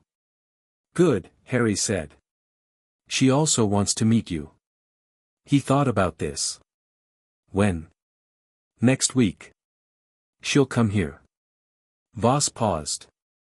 She also asked me, and I'm quoting her directly, how in the name of every founding warlock is a 4-year-old running strategy? Harry considered his answer. What did you tell her? I told her you had good source material, she said. He almost smiled. Not quite, but close. The corners of his mouth moved in a way that didn't usually happen. Good, he said. That afternoon it rained, a proper Edinburgh rain, the kind that came sideways off the hills and made the cobbles below the window gleam like polished stone. Harry sat with his back against the headboard and watched it and thought about nothing specific for a while, which was something he'd recently begun to allow himself. He thought about Calloway's question, what did they do with it, and her answer, the question you were answering. He thought about what his question was. He didn't think it was as simple as what does the world need, because he'd been in the world for 4 years and his experience of it was not one that suggested the world was always worth the full benefit of the doubt. But he didn't think it was as small as what do I want either, because what he wanted was, complex and not fully mapped yet. He wanted to understand things. All of them. As precisely as possible. He wanted the Dursleys prosecuted, not because of anger, he'd examined the anger and it was there but it was small and cold and not the controlling thing, but because leaving them unprosecuted would mean the same pattern would be available for the next child placed in their care, or the next variation of them. And the pattern was the actual problem, not the specific people. He wanted Dumbledore accountable, for the same reason. The specific man mattered less than the arrangement of authority and secrecy and benevolent certainty that allowed one person to decide, alone and unchecked, that a child's suffering was an acceptable line item in a larger budget. He wanted to understand what he was, the magic, the integration, all of it, not because it made him special, but because understanding it was the only way to use it correctly. He pressed his palm flat against the window and felt the cold glass and the rain on the other side and felt the faint hum of his own magic moving through the contact point, curious and attentive, the way it always was. He thought about the Dumbledore conversation in Petunia's kitchen. Children who are too comfortable become difficult to manage. He thought, I became difficult to manage in a cupboard. Comfort had nothing to do with it. He thought, what does it mean that he wanted me manageable? He filed this, carefully, in the box, exactly as it was, and watched the rain. Amelia Bones arrived 6 days later, not in a car but in a deliberate, no-nonsense apparition on the doorstep that made the wards flare briefly before Voss's key charm cleared her. Harry heard the arrival from the upstairs landing and looked down through the banisters. She was shorter than he'd expected from her reputation. Compact was the accurate word, with iron grey hair cut severely practical and a square jaw and eyes behind square spectacles that were the eyes of someone who had spent 30 years in law enforcement and had not been softened by the experience but had been, perhaps, clarified. She spoke to Voss in the entrance hall below. Her voice was crisp. The ICW's review board has formally requested an extension on the warrant review. I've denied it. The DMLE investigation supersedes their timeline. She handed over a folder. Dumbledore's already been in contact. She stopped. He's being very reasonable, which is how I know he's worried. He's never unreasonable, Voss said. That's the problem with him, Bones said. Reasonable men with absolute certainty are the most dangerous kind. Unreasonable men you can see coming. She looked up. Directly at Harry on the landing. He looked back. You're shorter than I expected, she said. You're shorter than I expected, he said. Voss made a sound that she covered with a cough. Bones studied him for a moment with the direct, undisguised assessment of someone who doesn't perform anything. Then she said, come down, then. I need to talk to you and I prefer not to shout upstairs. He came down. They sat at the kitchen table, He and Bones and Voss, Mrs. Abernethy quietly making tea that nobody had asked for but that appeared to be Mrs. Abernethy's solution to all situations of significance, and Bones put her folder on the table and looked at Harry with her clarified eyes. "The memory you provided," she said. "The kitchen conversation. I've had it authenticated by 2 independent examiners in addition to Calloway's certification. It's clean. It's unambiguous." She paused. "It changes everything about how the Dumbledore question gets handled. You understand that?" "Yes," he said. "It also means that when this proceeds publicly, and it will proceed publicly, I don't run quiet investigations, they get buried quietly. Albus Dumbledore is going to be in a position he has never been in." She held his gaze. "He will not respond well to that, even if he responds correctly. He may find ways to redirect the narrative. He has supporters who are genuinely devoted to him, and they are going to look for a way to make this about something other than what it is." "Make it about me," Harry said. "Make it about you," she agreed. "The boy who lived who is causing trouble for the man who protected him. The child prodigy who is being used as a political instrument." She was watching him carefully. "I'm telling you this because if you're going to be in this fight, you need to know what's coming at you." Harry thought about this honestly. "Everything they say about me will be true in some technical sense," he said. "I am causing difficulty for Dumbledore. I am, in some sense, a prodigy. The question isn't whether they can say it accurately, the question is whether the accurate statement constitutes the whole picture. And the answer to that question is in the evidence." He paused. "Which we have." Bones looked at him. "We have more evidence than we need," she said. "We have enough to prosecute the Dursleys on 12 separate charges under British Muggle law and 7 under ICW statute. We have enough to formally censure Dumbledore and strip his ICW appointment. We have the kitchen memory, which goes beyond censure." "What does it go toward?" he said. She turned her teacup once on the table. "If I push it as far as it goes, criminal dereliction of care. He had knowledge, he had authority, he took no action. That's not a philosophical failure, Harry. That's a crime." The kitchen was very quiet. "Push it," Harry said. "No hesitation. No drama."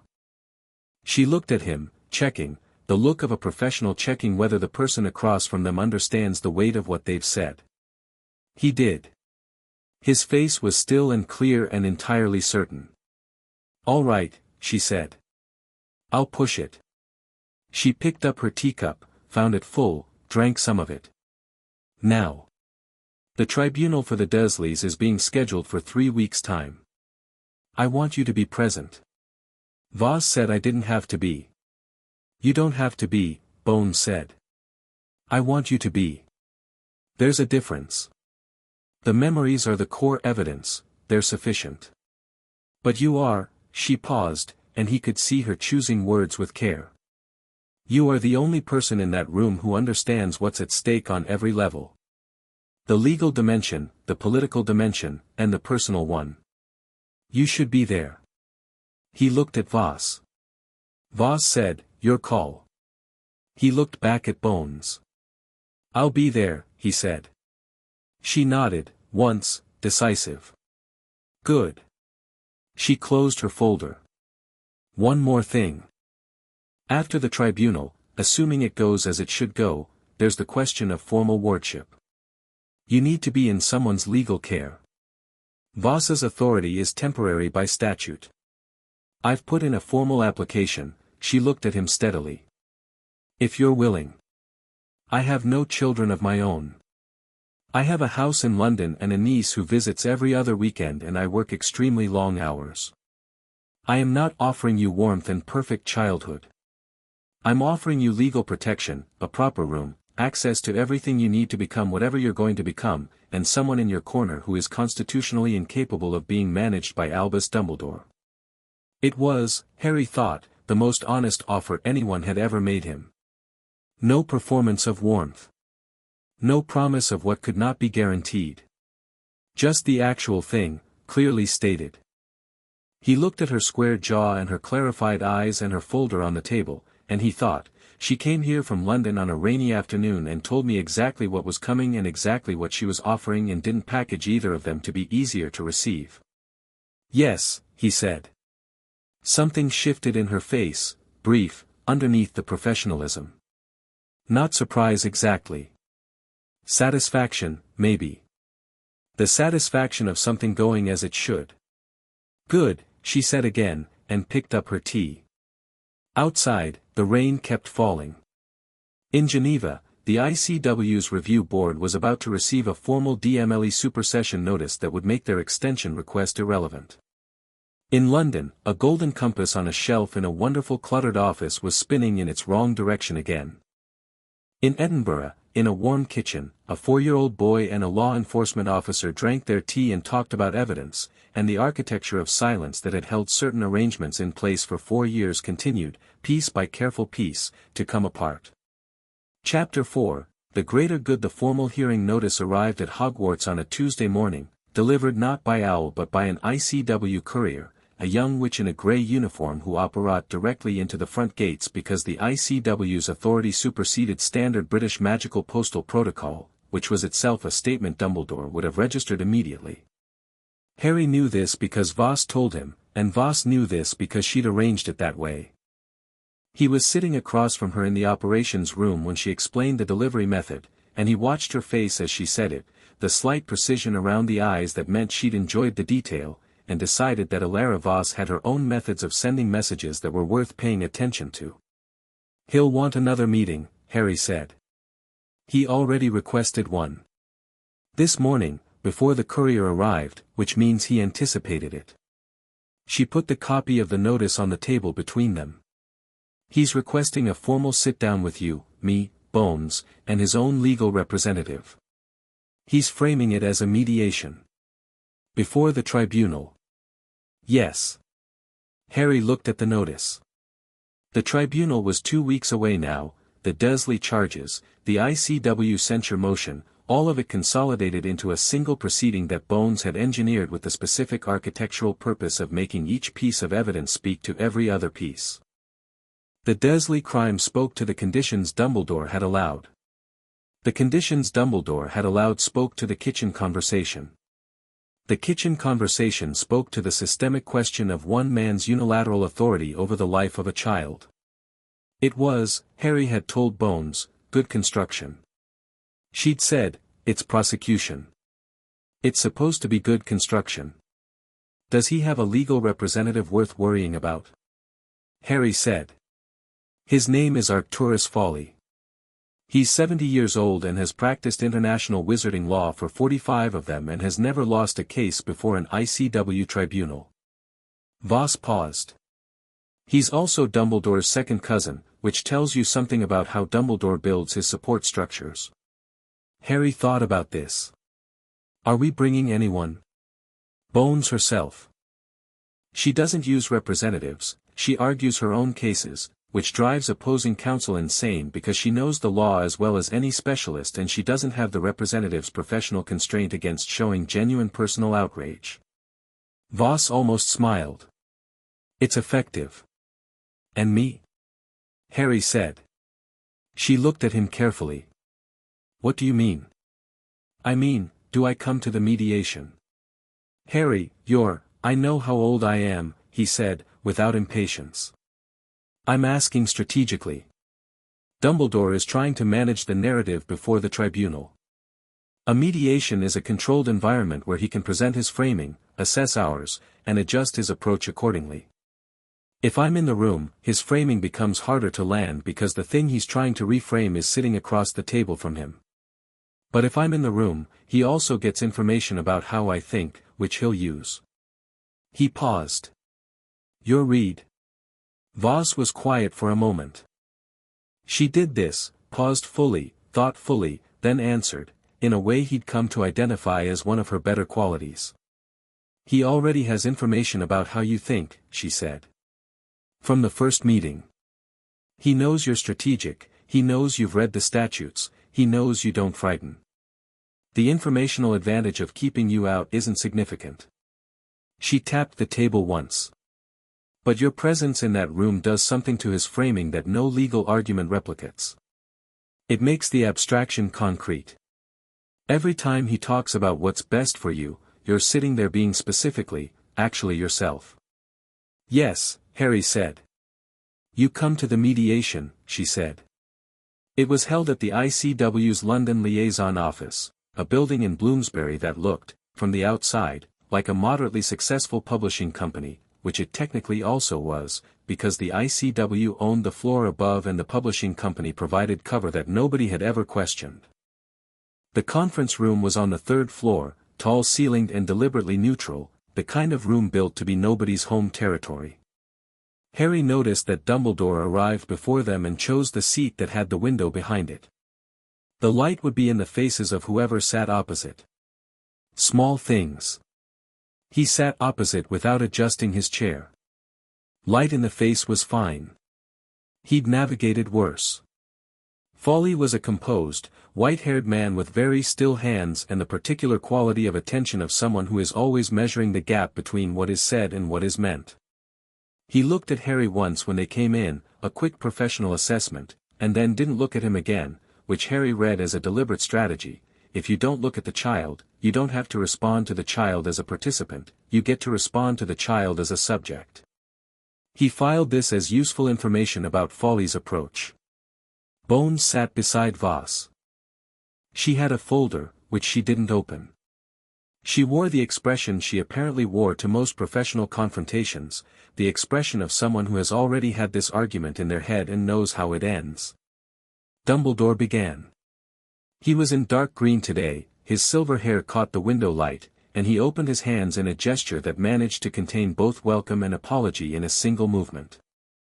I want to start, he said, by saying something I should have said directly and formally when Alara brought Harry to Edinburgh. He looked at Harry. I failed you. The choices I made, the reasoning I used to justify those choices, were wrong. Not incomplete, not merely suboptimal. Wrong. The room was quiet. Harry looked at him. That's a very good opening, Harry said. Bones made a sound that wasn't quite a cough. Dumbledore's mouth moved, something that might have been the precursor to a smile if it hadn't been immediately controlled. I expected no less, he said.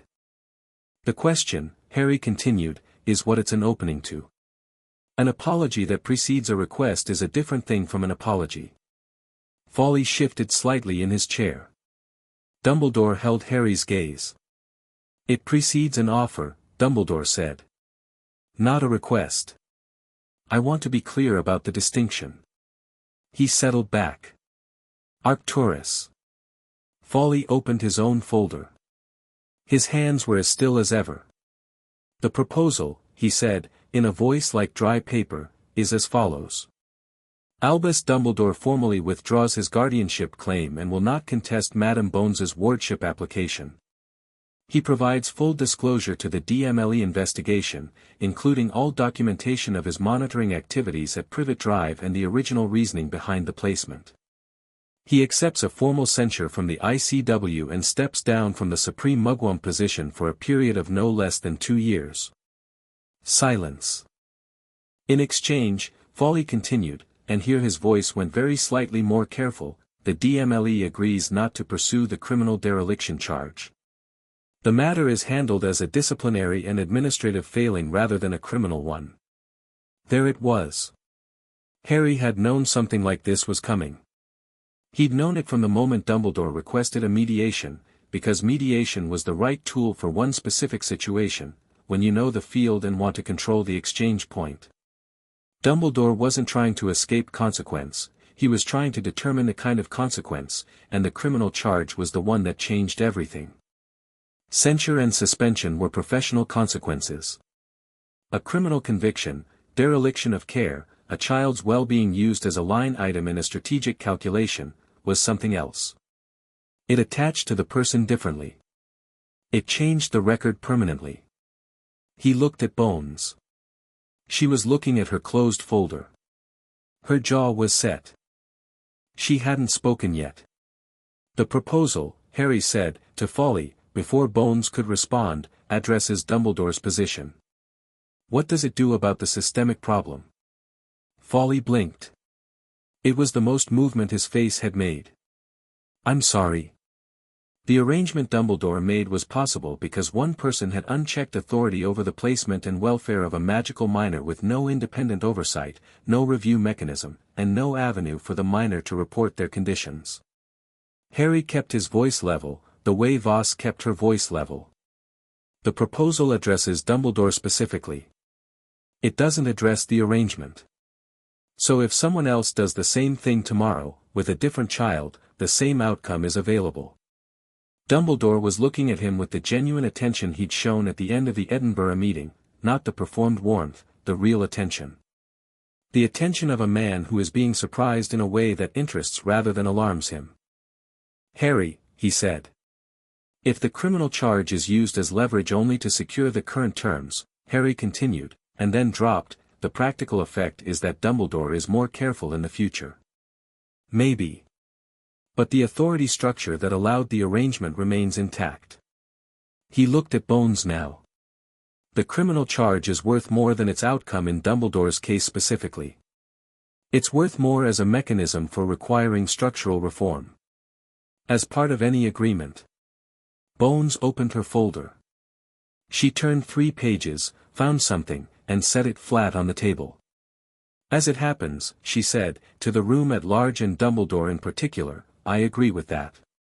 She looked at Folly. My counter. Dumbledore provides everything in your proposal. Accepts censure, steps down, full disclosure. I hold the criminal charge, I don't drop it, I hold it, suspended pending the implementation of a full independent oversight review of ICW Minor Placement Authority. The review is conducted jointly by the DMLE and an independent ICW committee not appointed by any member currently under investigation.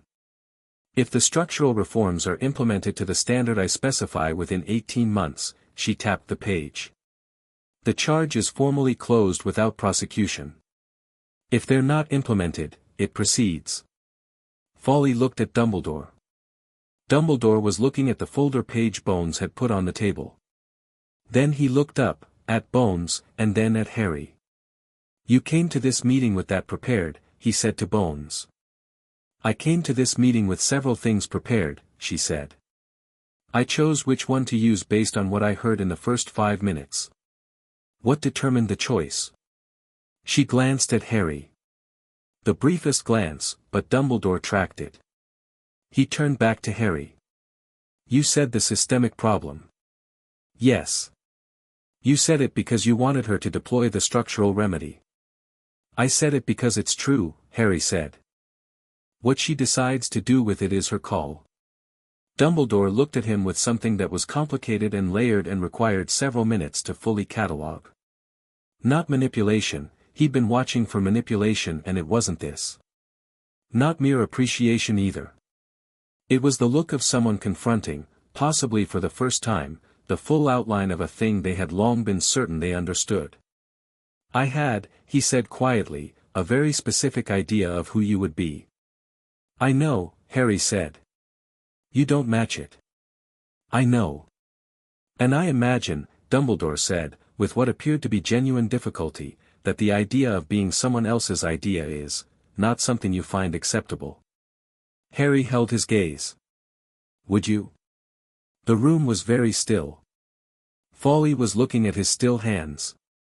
Bones was looking at Dumbledore. Voss was looking at Harry, and her face had the quality of something both proud and complicated that she wasn't trying very hard to hide. Dumbledore leaned back. He was quiet for a long moment, and in that moment he looked, for the first time since Harry had met him, genuinely old. Not the beautiful silver-bearded elder statesman old.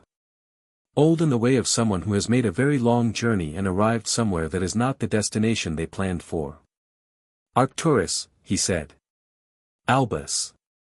Draw up the counter-proposal terms. He looked at Bones. I'll sign them. They were outside on the Bloomsbury pavement 20 minutes later, in the cold October afternoon, and Harry stood on the step while Bones and Voss talked in low quick tones about next steps, and he watched the Muggle Street, taxis and buses and people with shopping bags and a man walking two dogs who were attempting to go in opposite directions, and felt the locked box in his chest, which had been very full during the meeting, slowly release its pressure. Not all of it. There was still the tribunal. There was still the Dursleys. There was still the full structure of what came next. But this piece had moved, and moved in the right direction, and he allowed himself to register that without immediately filing it away. Sato appeared beside him. She'd been in the lobby during the meeting, waiting. "How did it go?" she said. "Well," he said. "Just well." He thought about Dumbledore's face when he said you don't match it. Thought about the old man quality in that moment, real and unperformed. "He's not the villain," Harry said. "That's the complicated part." Sato looked down at him. "No. He made the wrong choices for reasons that made sense to him. He's smart enough to understand that now. He's even," he paused, working at the precise description. "He's genuinely sorry. The apology at the beginning wasn't a performance. It was real." He watched a taxi pull away from the curb. "That doesn't change what he did. But it means the solution isn't just removing him. It's changing the structure so that someone else who makes the same kind of calculation in the same kind of certainty can't produce the same result." "That's quite a sophisticated position," Sato said. "It's the accurate one," he said. She was quiet beside him for a moment. "Then, you still don't like him?" "I still don't trust him," Harry corrected. "That's different from not liking him." He thought about it. "I think I might eventually like him. He's interesting. But trust is something you build from actions over time, not from intelligence and apologies." She didn't say anything, but she nodded once, and he could tell from the quality of the nod that she thought this was right. The 2 weeks before the tribunal had a different texture from the weeks before. More movement. More people passing through the Edinburgh Safe House and the London Liaison Office. Documents, testimonies, authenticated memories in transport cases. Harry spent the time, when not directly needed for something, reading. Voss had unlocked access to the ICW's General Archive, not the classified sections, but the historical record, case law, magical theory, international incident documentation, and he moved through it with the systematic approach of someone building infrastructure. He was constructing, he understood, not just knowledge of this situation but a framework for thinking about situations like it. The specific case of the Dursleys and Dumbledore and Privet Drive was almost secondary. The primary project was understanding how power arranged itself, how institutional authority worked, what the mechanisms of accountability actually required to function. He found a case from 1887, a French magical family who had used a ward suppression to keep their son, a squib, non-magical, away from Muggle inheritance by claiming he was a danger to the statute of secrecy. The case had gone to a full ICW tribunal and the family's authority had been stripped. The precedent it established was the one Bones was citing in 3 of her 14 charges. He found a case from 1943, he read the year and thought about what 1943 meant in terms of Muggle history, thought about Dumbledore, thought about a German dark wizard named Grindelwald whose defeat was described in the archive in terms of magnitude and consequence, where a single ICW member's unilateral action had prevented a full council vote, and the resulting structural reform had created the oversight provision Bones was now using as the framework for her counterproposal. Everything connected to everything. The archive was not a collection of separate stories. It was the record of a single ongoing argument about power and accountability, generation by generation, each case both resolved and unresolved, each resolution creating new conditions, new edge cases, new arguments. He read until Mrs. Abernethy came up and told him dinner was ready, and sometimes he came down and sometimes he asked if she could leave it outside the door, and she always left it outside the door without comment, which he appreciated. For days before the tribunal, Voss knocked on his door in the early afternoon with a look that meant something had happened that wasn't in the schedule. "The Dursleys have entered plea negotiations," she said. He waited. Harry was still. "What kind of testimony?" he said. She wants to speak at the tribunal. Not in defense of herself specifically, her solicitor says she's resigned to the charges. She wants to speak about the circumstances. The original placement. Her understanding of why you were left with her and what she was told. Voss held his gaze.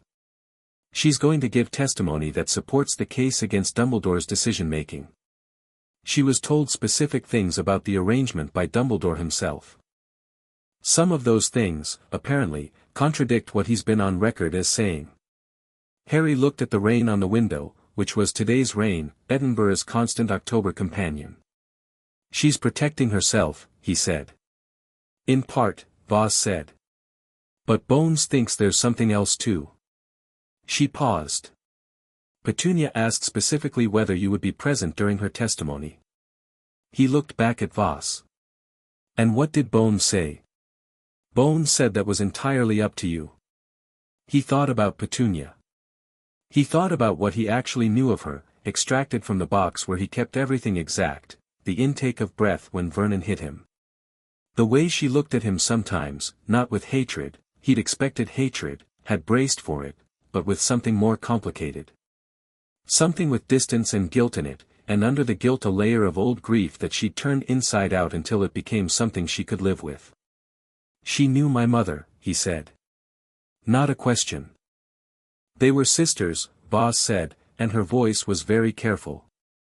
He thought about a woman leaving for a magical school. Thought about the long specific wound of being excluded from something extraordinary. Thought about what you did with a wound like that if nobody helped you process it correctly. He didn't excuse it. He also didn't simplify it. Tell Bones I'll be present, he said. Voss nodded. Then, quietly, how are you holding up? He considered the question with the seriousness she deserved. Fine, he said. Better than fine. The filing works. He pressed his hand briefly to his sternum, the gesture toward the box.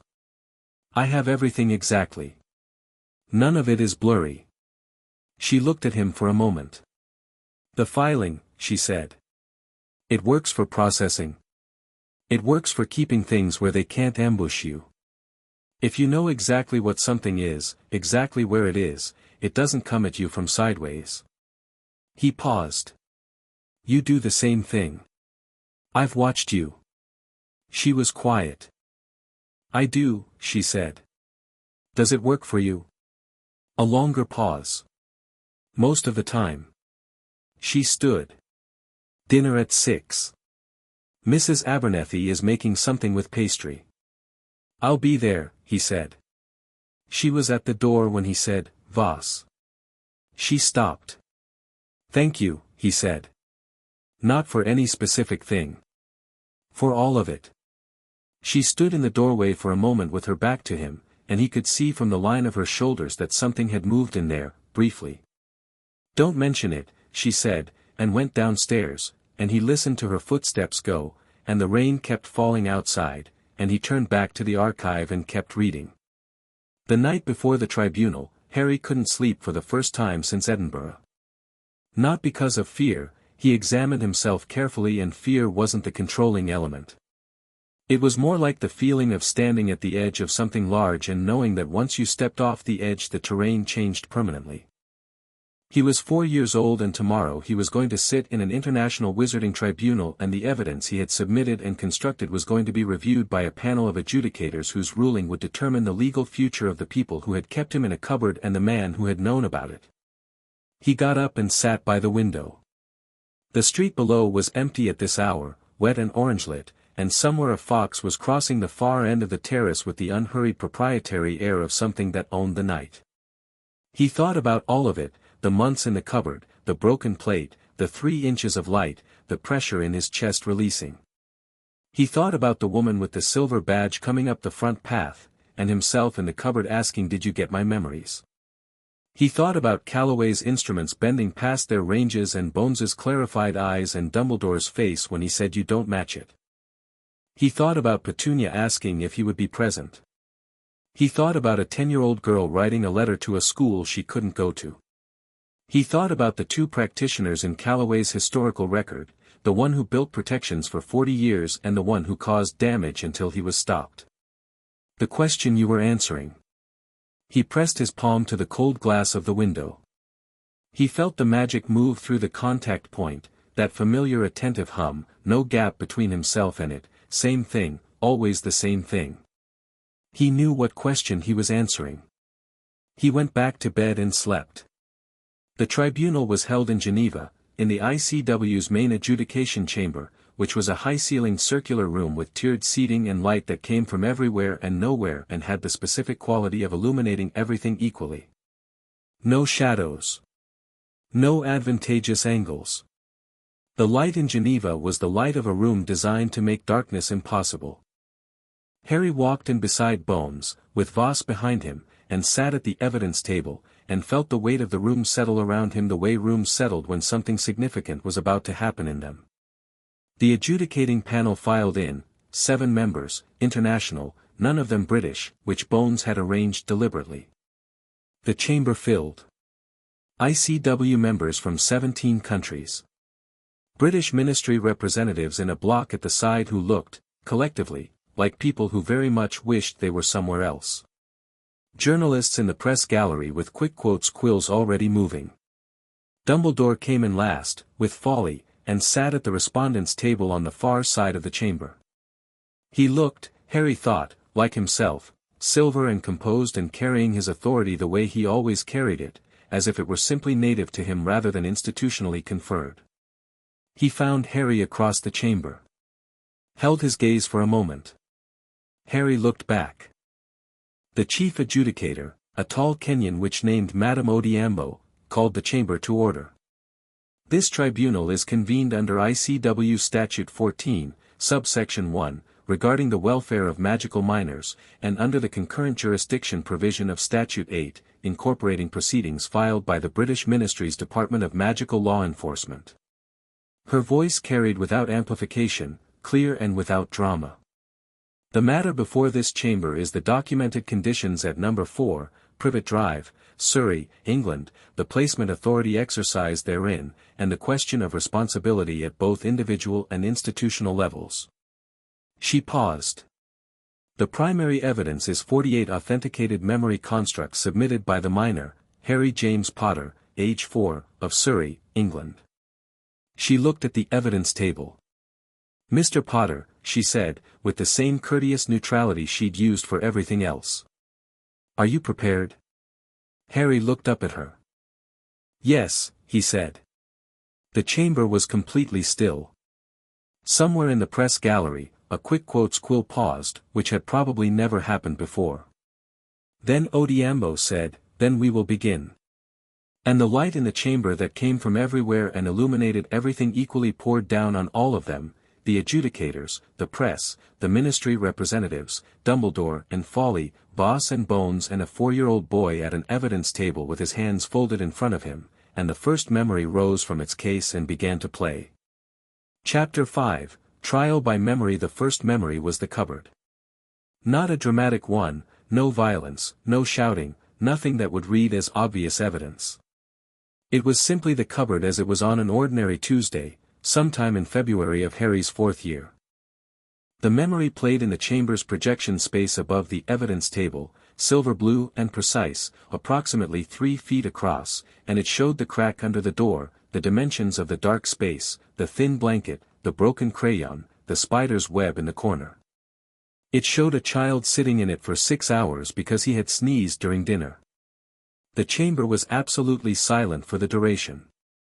2 minutes and 43 seconds of a small dark space and a small still child and 3 inches of yellow light under the door. When it ended, nobody moved immediately. Madame Odiambo said, "Next." Bones had structured the evidence sequence herself. Harry had reviewed the order with her 2 days before and understood the architecture. Begin with ordinary, build the pattern, establish the normal before introducing the extraordinary, so that by the time the extraordinary arrived the chamber already understood the baseline against which to measure it. The second memory was the kitchen on a Sunday morning, Harry washing up dishes that were taller than he was, standing on a step stool, while the Dursleys ate breakfast at the table behind him. The sounds of the family eating were very clear in the projection, Dudley complaining about his eggs, Vernon reading his newspaper aloud to nobody in particular, Petunia's responses clipped and domestic. Harry's hands in the projection moved steadily through the washing up. He didn't look at them. They didn't look at him. The third memory was a birthday.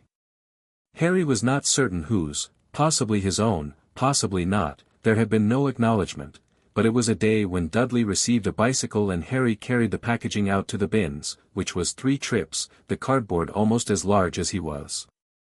The fourth memory was the first instance of physical violence. Harry had filed it the way he filed everything, precisely, completely, from a particular angle because that was where he had been when it happened, and the precision of his memory was the precision of someone who has learned to document because documentation is the only form of agency available. The projection showed it without embellishment, without atmospheric heightening, exactly as it had been. Which was worse, in its own way, than any dramatization. In the press gallery, a quick quotes quill had stopped moving entirely. The journalist holding it appeared to have forgotten to cue it. Harry sat at the evidence table and watched the memories play. He kept his hands folded. He did not look at the Dursleys, who were at their own table on the respondent's side with their solicitors and the ICW charges barrister beside them. He did not look at Petunia specifically, though he was aware of her at the edge of his peripheral vision, sitting very straight, very still, in a way that was different from Vernon's red-faced rigid silence, which was the silence of contained fury, and different from Dudley's confused, frightened-looking silence, which was the silence of someone too young to fully understand what was happening and old enough to know it was bad. Petunia's silence was the silence of someone watching something they already knew and had chosen, every day for 4 years, not to see. The memories played. The 8th memory was the night Harry had sent them. The chamber saw it from the inside, the cupboard again, but this time at night, the crack of light yellow from the hall, the ache of cracked ribs rendered visible in the way Harry held himself, the deliberate breathing through the nose. And then the glow in his chest, the unspooling, the silver-blue light moving through his palms and through the floor and through the walls, and the clean empty space left behind. When this one ended, the silence was different. Heavier, somehow, or perhaps more precise. The chamber had just watched something that most of the people in it had studied and theorized about and never expected to see direct documentation of.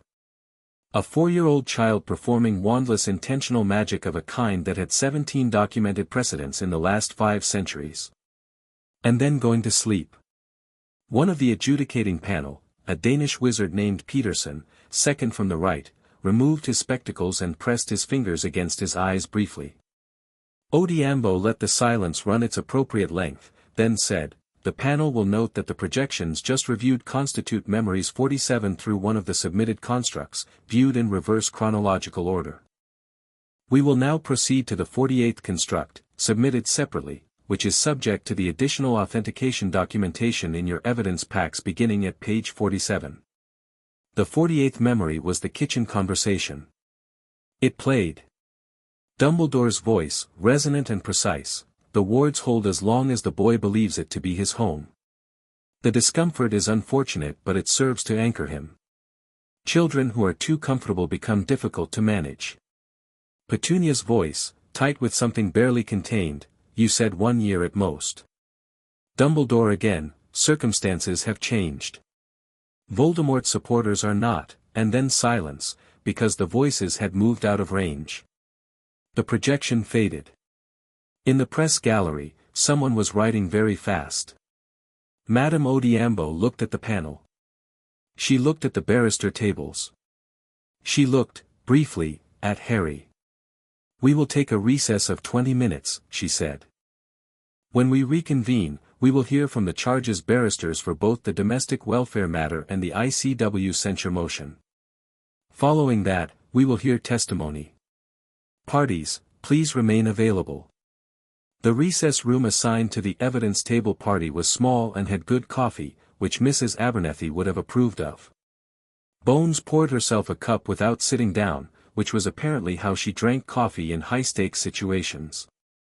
Voss sat across from Harry and said nothing. Ridley and Sato were outside the door. Harry drank water and looked at the wall. "The panel's 4th member," he said. The one on the far left. She's taken more notes than the others. Bones turned. Adjudicator Marchetti. Italian. She wrote the current version of the welfare statute in 1978. She wrote it, Harry said. Helped write it. Led the working group. Bones drank her coffee. She looks like someone who is angry that the statute she wrote is being discussed in the context it's being discussed in. Good angry or bad angry? For us? Bones said. Good angry. He nodded. Then, Petunia testifies this afternoon. After the barrister's presentations. She's third on the testimony list. Bones set down the coffee. She is not receiving any sentencing consideration for her testimony, I want to be clear about that. It's voluntary and it's complete and it has nothing I've asked her to say in it. I know, Harry said. You know she's going to say things that are difficult, Voss said. She's going to say things about my mother, Harry said. Yes. I know. Voss and Bones exchanged a brief, careful look. She might say things that, Voss started. I'll be fine, Harry said, without emphasis or defensiveness. I file things correctly. The barrister's presentations took 90 minutes. The ICW charges barrister was a precise French which named Madame Leclerc, who had the specific quality of someone who has organized an enormous case so well that presenting it feels less like argument and more like revelation, each charge introduced, evidence cited, legal framework applied, with the efficient grace of someone who has done this many times and never found it routine. The domestic welfare charges were presented by Bones herself, who did it the way she did everything, directly, without ornamentation, and with a barely controlled personal outrage that was more effective than any performance could have been. She said at one point, regarding the medical evidence of Harry's rib fractures, 3 partially healed fractures in a 4-year-old. 3. And the question we must ask ourselves is not only how this happened but what arrangement of authority and silence made it possible for it to happen, continue, and remain unreported. She didn't look at Dumbledore when she said this. She didn't need to. Folly's presentation was elegant and composed and conceded, at its outset, more than most defense presentations concede, which was itself a strategy, by acknowledging the factual record fully and concentrating the argument on the question of criminal intent and appropriate remedy. He was trying to move the chamber's focus from what happened to what it meant legally. He was good. Harry tracked the argument carefully, found 2 places where the concessions were slightly too broad and might become problems for the defense in the censure motion specifically, and stored them. When Folly finished and sat down, Dumbledore leaned slightly toward him and said something very quietly. Folly shook his head very slightly. Interesting. The testimony portion began at 2 in the afternoon. The first witness was Dr. Calloway, who testified about the assessment results with the precise, restrained language of someone who has very strong feelings and has chosen the appropriate forum for them. When Marchetti asked, from the panel, about the integration reading specifically, the scale doesn't go that far, meaning what exactly, Calloway paused for a moment and then said, it means that in my professional assessment, Mr. Potter's connection to his own magic is more complete than any case in the documented literature. Which means that the record he submitted to this chamber, every memory, every detail, every construct, represents the most reliable form of magical testimony I have encountered in 15 years of practice. There is no gap in which fabrication could occur. None. Marchetti said. None, Calloway said. The second witness was the Geneva analyst, Tobias Fern, who was visibly nervous and extremely thorough and described the moment of receipt with the kind of unguarded exactness that comes from someone who hasn't yet learned to manage their own credibility by underplaying things. He said, the receiving crystal went a color I'd never seen. I didn't know what color to call it. I've seen it 3 times since, during the authentication process, and I still don't have a word for it. He paused. The warmth of it felt like something that needed to be answered. Odiambo didn't comment on this. But she wrote something. The third witness was Petunia Dursley. She came to the testimony stand in the same way she'd stood at the front door of Privet Drive, upright, controlled, arranged. She had dressed carefully, Harry noticed. Not expensively. Carefully. As if the presentation of the exterior was the last thing she had jurisdiction over and she was exercising it fully. She sat. The charges barrister established the basic record, her relationship to Harry, the length of time he'd been in her care, the conditions, and she answered in monosyllables that confirmed everything without embellishment. Yes. Yes. That is correct. Yes. Then Bones said, Mrs. Dursley. You've requested to speak voluntarily about the circumstances of the placement and what you were told at the time. Please proceed in your own words. Petunia sat with her hands folded in her lap and looked at a point slightly above the panel and began. When my sister died, she said, a man came to our door in the night. Albus Dumbledore.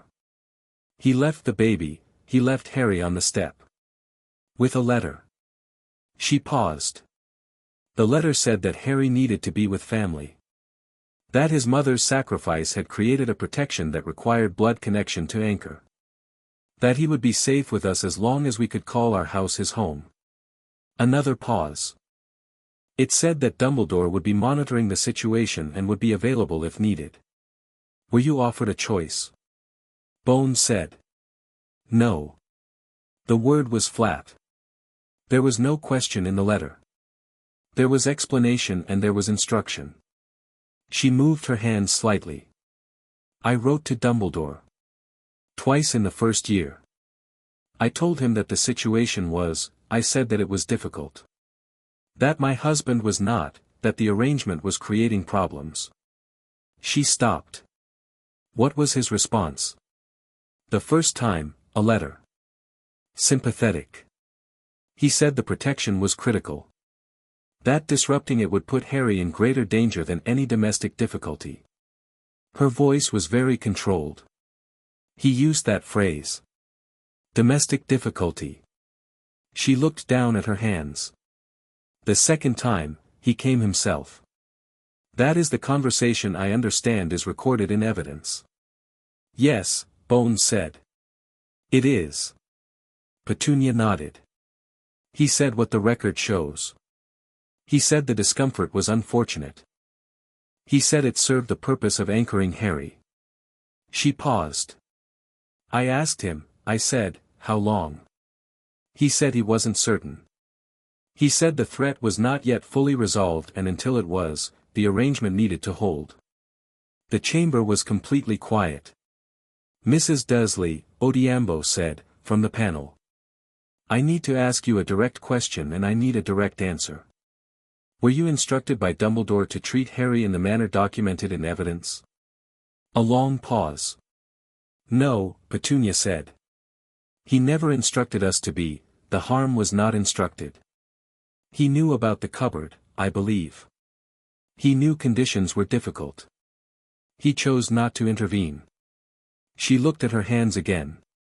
What was done to Harry was done by my husband, and by my own choice to allow it. Dumbledore's failure was to know and not prevent. Mine was different. The silence stretched. My sister, Petunia said, and her voice changed, something underneath it moving. Lily was, she was extraordinary. I know how that sounds, coming from me. I know what the record shows about how I treated her son. But she was extraordinary, and I was not, and I made choices about that for the rest of my life that, she stopped. They were wrong choices. I am aware that they were wrong choices. That does not repair anything. Harry looked at her. He looked at her for the first time since they came into the chamber, actually looked, not the recording look, not the assessment look. He looked at a middle-aged woman with a long neck and careful hands who had made the worst choice available to her at every point in the story and who was sitting in an international legal chamber explaining it without asking for anything. He didn't forgive her. That wasn't the right word and it wasn't the right moment and forgiveness wasn't a thing you produced on command to provide narrative closure. But he looked at her and he saw a person, specifically and completely, and he filed that too. Bones had no further questions. Folly declined to cross-examine, which was the tactically correct decision and also possibly a human one. Dumbledore testified last of the afternoon. He came to the stand the way he did everything, with authority that didn't announce itself, that simply existed around him like gravity. He settled, adjusted his robes, looked at the panel with complete attention. Odeambo began. Professor Dumbledore. The evidence before this chamber includes a memory construct in which your voice is recorded saying, and she read the transcript, his voice quoted back to him in her clear neutral Kenyan accented English, the discomfort is unfortunate but it serves to anchor him. Children who are too comfortable become difficult to manage. She looked at him over her notes. Is this an accurate representation of your statement? Yes, he said. Can you explain what you meant by difficult to manage? A pause. I meant that a child who is content in a placement is easier to keep in that placement. A child who is suffering is more likely to attempt to remove themselves from the situation, through magic or through other means. I believed that Harry's instinct to resolve his own situation could endanger the blood protection. You believed his suffering made him more controllable. I believed, he said carefully, that his suffering, as a side effect of conditions I underestimated, served an incidental strategic purpose. He stopped. Which is a statement I recognize as one of the most shameful I have made in a very long life.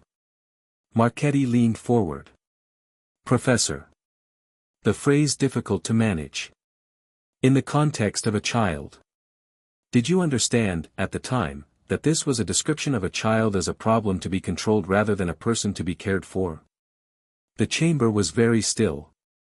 Dumbledore looked at Marchetti for a long moment. I think, he said, that I understood it intellectually but did not feel it. There is a difference.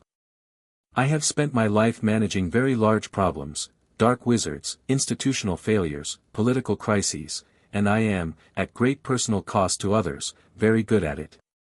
What I failed to do in this case was to stop managing and start seeing. Harry was a factor in my calculations when he should have been, from the beginning, a child in my care. And when did you begin to see him? Marchetti said. When I sat across a table from him in Edinburgh, Dumbledore said, and he told me my apology was a very good opening. The ghost of something crossed his face. He is more than I deserved. Odeambo allowed a brief silence. Then, the panel will take testimony from Mr. Potter now. Harry walked to the testimony stand. He was aware of the chamber watching him, the full weight of it, all the tiered seats, the press gallery, the panel, Dumbledore at his table and the Dursleys at theirs and Bones and Voss at the evidence table. He was aware that he was 4 years old and very small in this room and that the smallness was itself information, and so he didn't try to compensate for it. He sat in the testimony chair, which was too big for him and he didn't adjust it, and he looked at Odeambo. Mr. Potter, she said. You don't have to answer anything you don't want to answer. If a question is too personal or too difficult, you may say so and we will move on. Thank you, he said. I understand. She looked at him for a moment, the assessing look of someone recalibrating.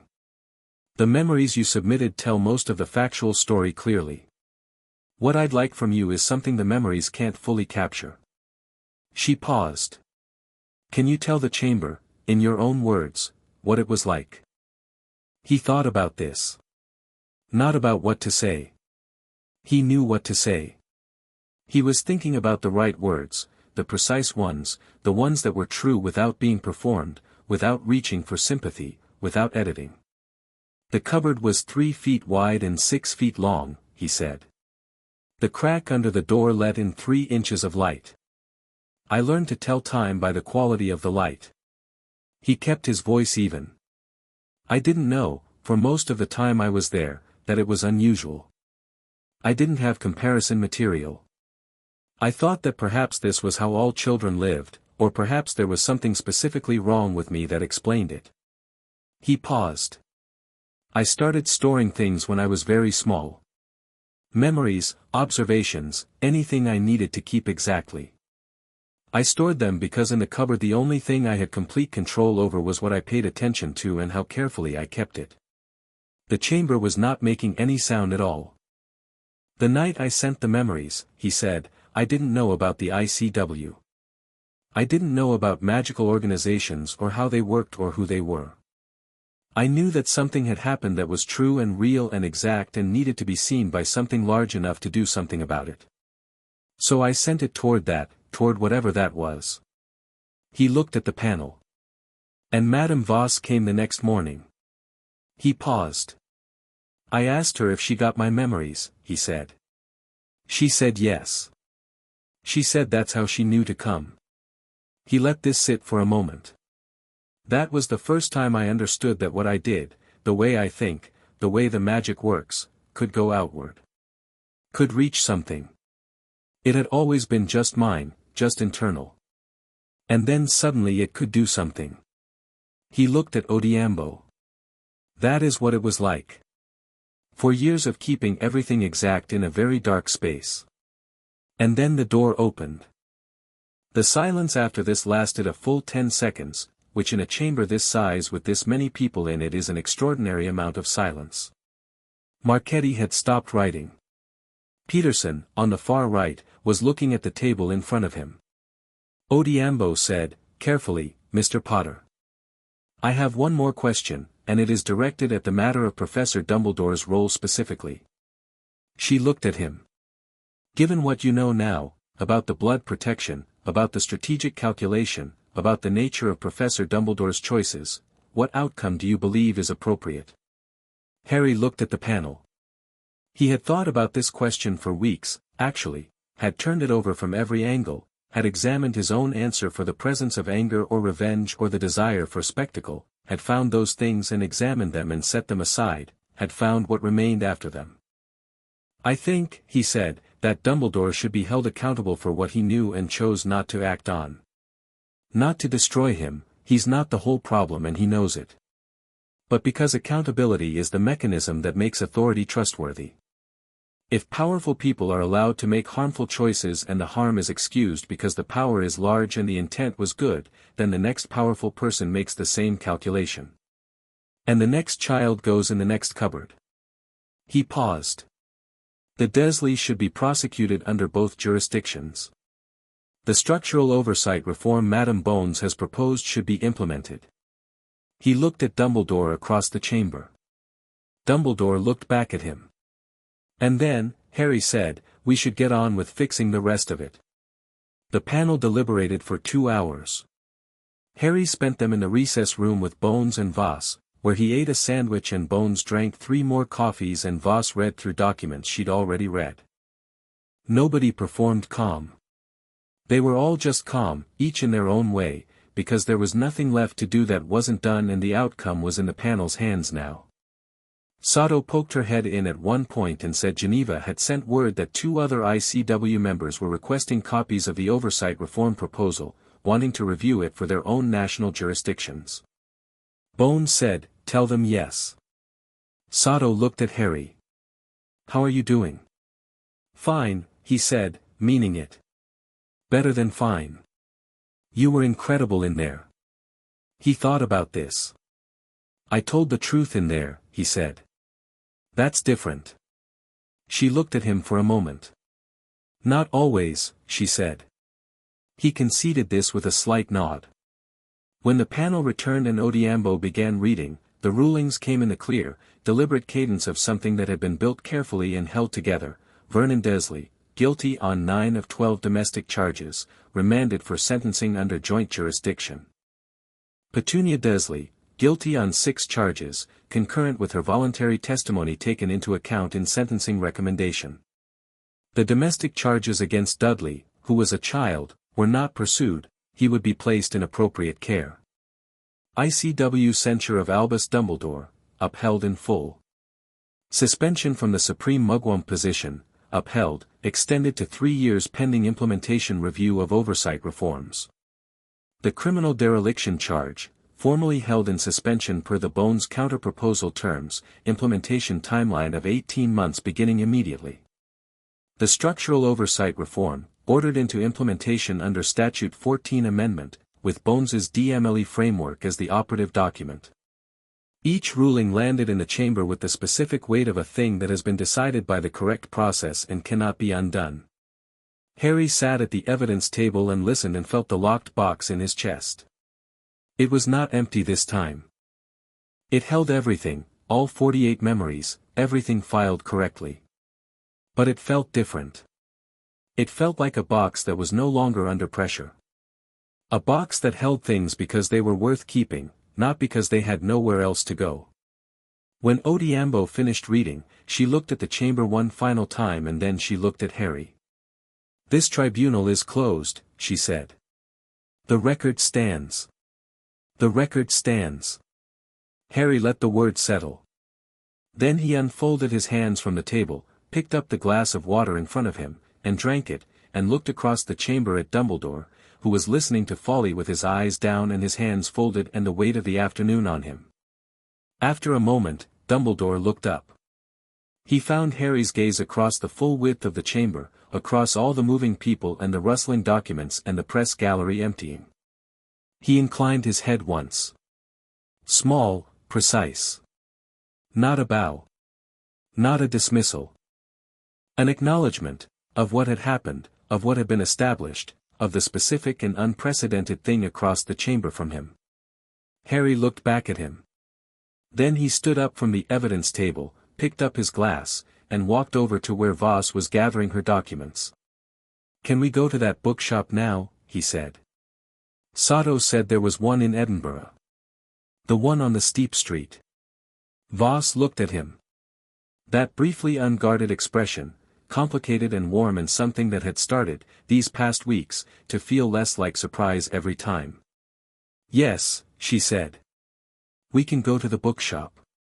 They walked out of the chamber together, into the Geneva corridor where the light was ordinary and flat and the afternoon was already thinking about evening, and behind them the chamber continued its settling movements, its documentation and aftermath, and ahead of them the door to the outside was a rectangle of ordinary cold October sky. Harry pushed it open. Chapter 6. What the blood protection was really for. The Edinburgh bookshop was called Threnody and Black, and it sat on a street called Victoria Terrace that did indeed go downhill very steeply, with stone arches overhead and the old town rising behind it and the smell of wood smoke and damp stone and very old paper. It was the kind of shop that had clearly been arranging itself for longer than anyone currently alive had been arranging things, with shelves that went up to the ceiling in narrow aisles and a cat asleep on a stack of geological surveys near the front window. Harry spent 2 hours in it. Sato had described it as a bookshop that stocked both magical and Muggle texts without distinguishing between them, which she'd said was either philosophically sophisticated or organizationally catastrophic depending on your perspective. Harry found it was both. He pulled a book about migratory patterns of Arctic birds from between a treatise on blood magic and a collection of Muggle short stories, and on the shelf below found something called the Cartography of Intent, Wandless Magic in Practice pressed against a biography of Isambard Kingdom Brunel. He took the cartography book and 3 others and brought them to the counter. The man at the counter was very old and had the specific quality of someone who has been surrounded by books for so long that he has taken on some of their qualities: patient, dense with information, slightly musty. He looked at the books. Then at Harry. Then at Voss, who was standing behind Harry with her coat on and her expression of absolute neutrality that she used when she was amused. Academic interests, the old man said, which wasn't quite a question. "Yes," Harry said. "Right then." He wrapped the books in brown paper without further comment, which Harry appreciated. On the way back up the steep street, Harry carrying the brown package and Voss walking beside him, she said, "Do you want to talk about today?" "Which part?" "Any of it." "All of it." He thought about Petunia's hands in her lap. About Dumbledore's face when Odeambo read the censure. About the weight of the chamber settling after the rulings. "Not yet," he said. She nodded. They kept walking. "Voss," he said. What happens to Dudley?" She was quiet for a moment. "He'll be placed with a Muggle foster family. He's 5, the trauma evaluation suggested the damage is reversible at his age with the right intervention." Harry thought about Dudley. The thumb in the mouth. The bright, watching eyes in the hall doorway. A child who had learned the wrong things about how the world worked because no one had taught him the right things, which was not the same as being bad. "All right," he said. The Edinburgh night was coming in early, the way it did in October, blue-black over the castle. Somewhere below them the city was doing its evening things. "The wardship application," Harry said. "Bones's. How long?" 2 weeks for formal approval. "She's already set up the room." Voss paused. "She also ordered books, apparently. She owed Calloway for a reading list." Something moved in Harry's chest that was small and warm and didn't go in the box because it didn't need to be preserved at maximum precision, it could just be felt. "Good," he said. The formal wardship approval came in 10 days rather than 2 weeks, because Bones had apparently submitted the paperwork in a state of thorough preparation that made the approval process largely a matter of formality. Harry moved into the Bones house on a Wednesday morning in November, exactly 1 month after Voss had come up the front path at Privet Drive. The house was in Islington, a Victorian terrace, 4 stories, red brick, with a small enclosed garden at the back that had a tree in it, a genuine tree, old enough that its roots had lifted one corner of the garden path. Inside it was organized in the way of someone who has lived alone for a long time and organized a space around work and personal efficiency rather than domestic display. Books everywhere. Not decoratively arranged, actually read, many times opened, some with papers sticking out of them at angles. Kitchen that showed evidence of someone who cooked well when they had time and didn't when they didn't. A desk in the front room that was occupied even when Bones wasn't at it. The desk had the quality of a thing in constant use, papers and reference texts and a jar of quick quotes quills in a precise state of organized disorder. Harry's room was on the 3rd floor. She'd made it a proper room. He could see the work in it, not elaborate, not performed, the way Petunia performed the surface of everything. A desk by the window with good natural light. A bookshelf, empty, waiting. A bed with 4 pillows. On the desk, a small stack of books and a note on ministry parchment that said, "Calloway's list, as promised. Let me know if these aren't what you need." He stood in the doorway for a moment. Then he went and put his brown paper package from Threnody and Black on the desk beside the stack, and started arranging the shelf. Voss left 3 days later. She had a debrief in Vienna that had been deferred for weeks and a desk that Ridley described, when Harry heard him on a flu call, as developing its own ecosystem.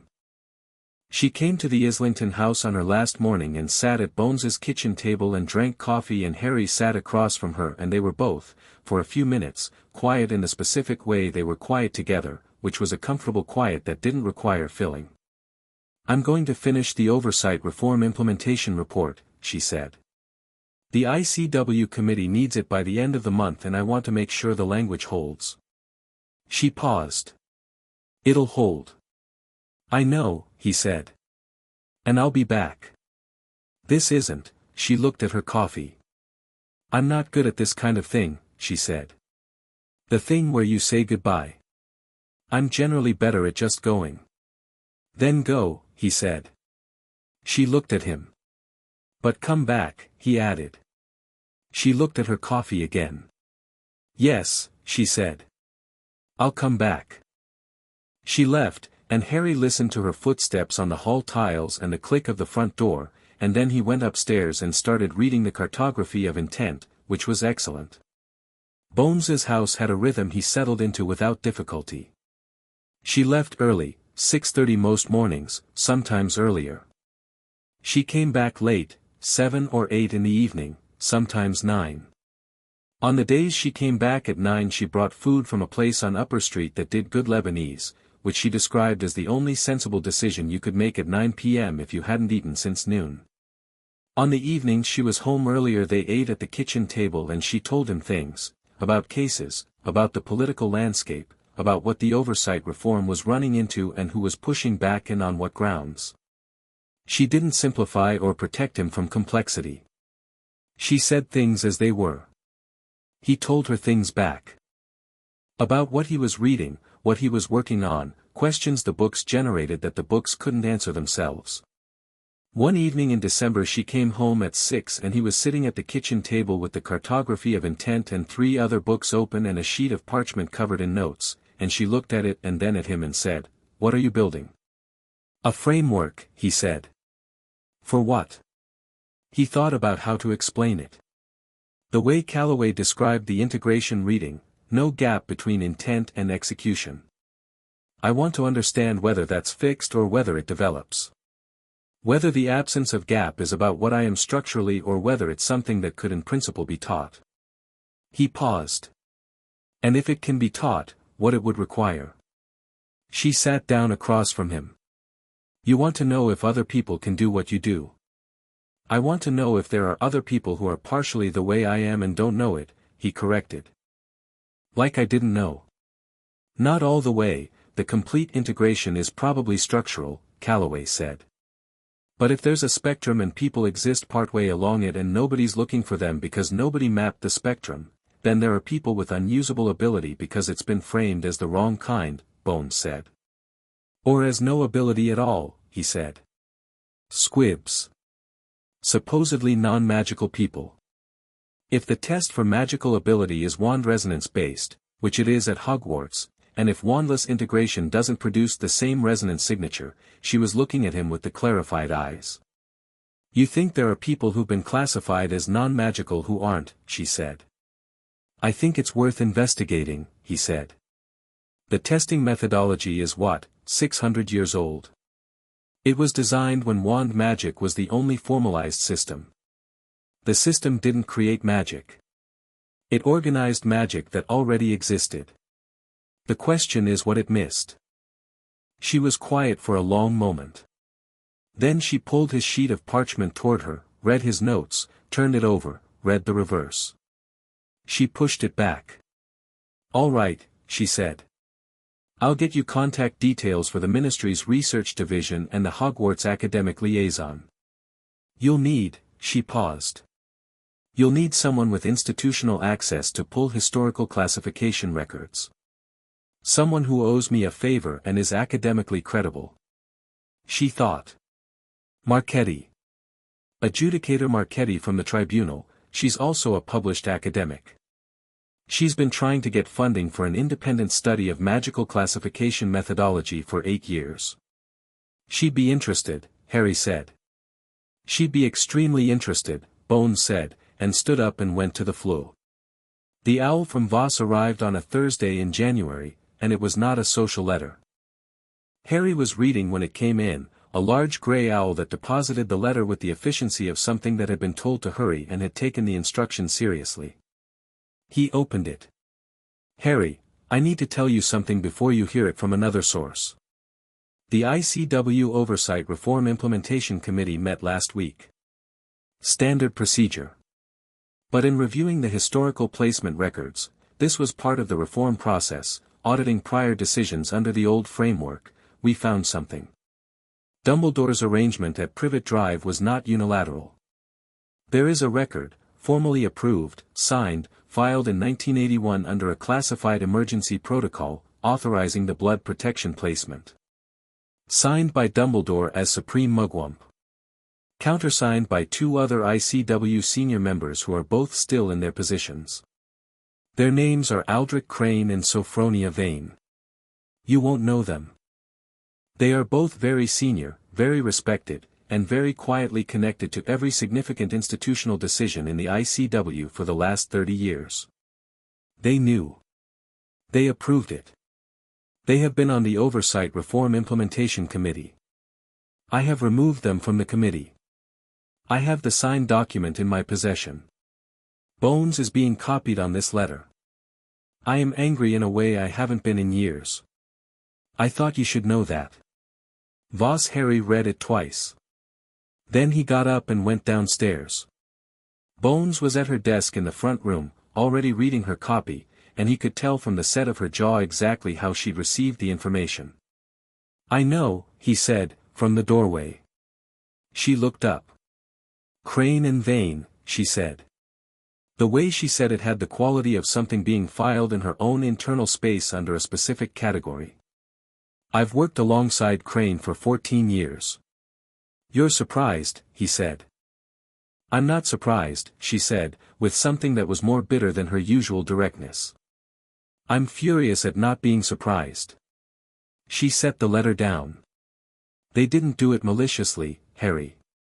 That's not an excuse, I want to be clear, it is not an excuse. But Crane in particular is someone who believes, genuinely believes, in the greater good argument. The needs of the many. Acceptable losses. The preservation of the structure at the cost of the individual case. Dumbledore's framework, Harry said. Dumbledore's framework, but Dumbledore got that framework from somewhere.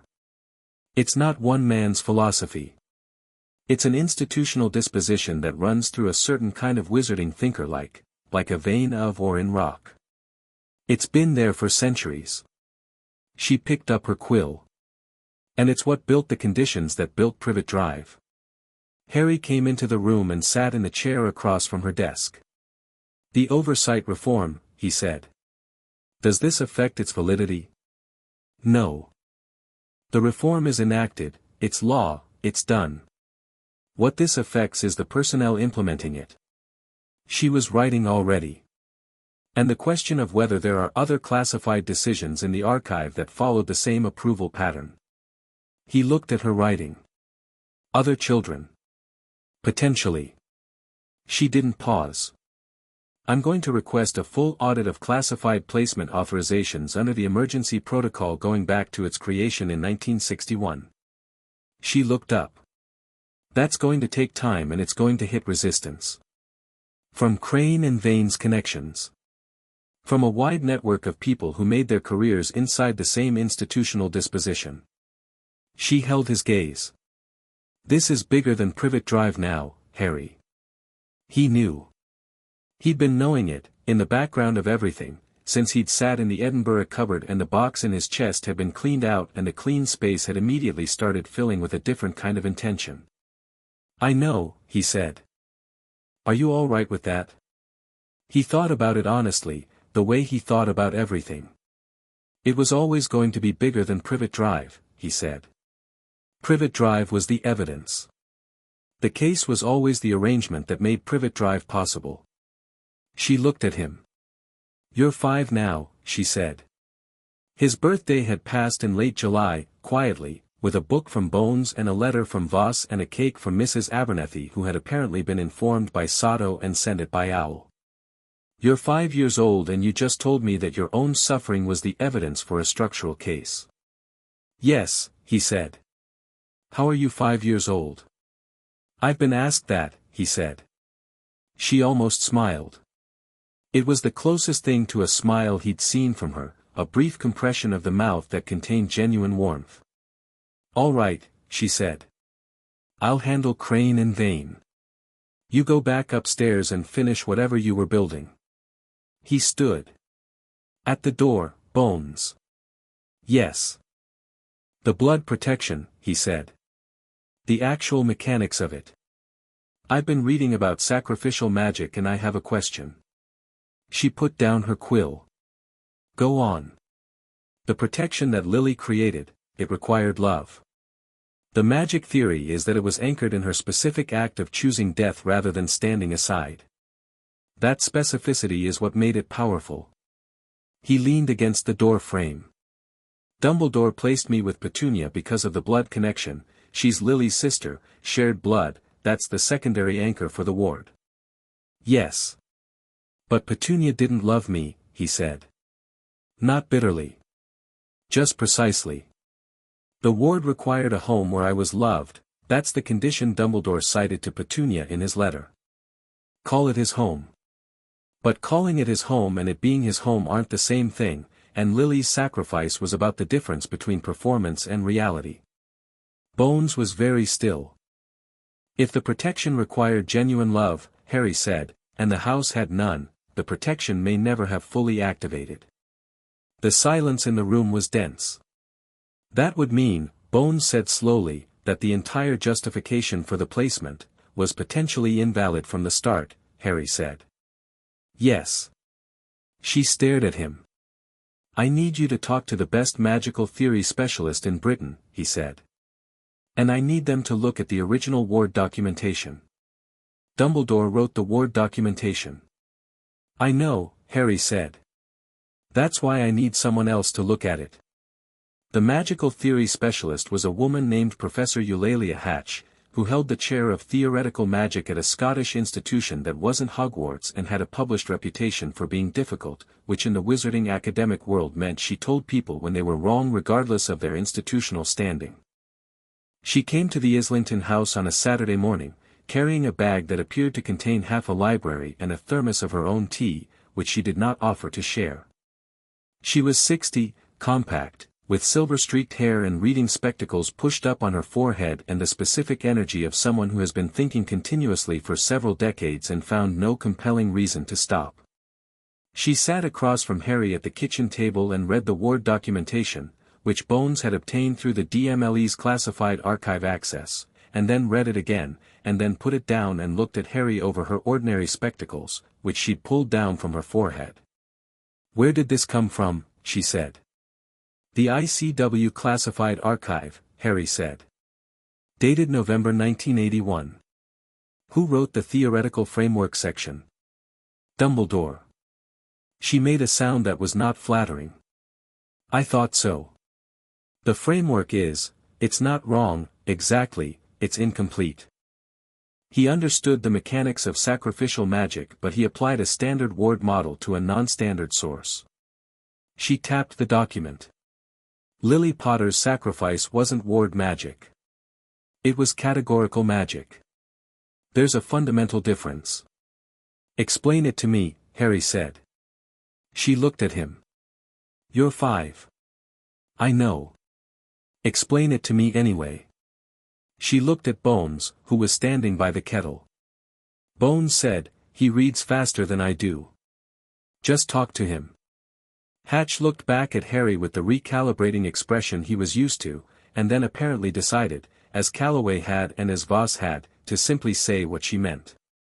Ward magic, she said, is constructed. You build a set of conditions, you anchor it to a physical location or a bloodline or an object, and it maintains itself as long as the conditions are met. If any condition fails, the ward degrades. Standard stuff. She turned the document to a specific page. Categorical magic is different.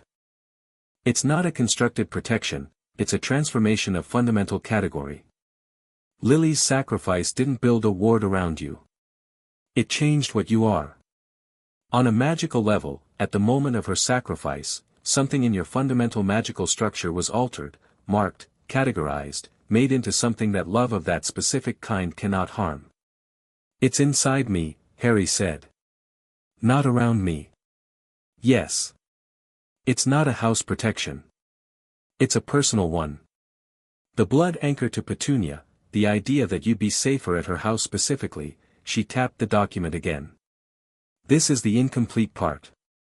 He's applied a ward logic to a categorical protection. The blood connection to Lily's bloodline doesn't maintain a ward. It would have done, if the magic were standard ward magic. But because the protection is categorical, the blood anchor it's redundant. The protection is in you regardless of where you live. The kitchen was very quiet. He didn't know, Harry said.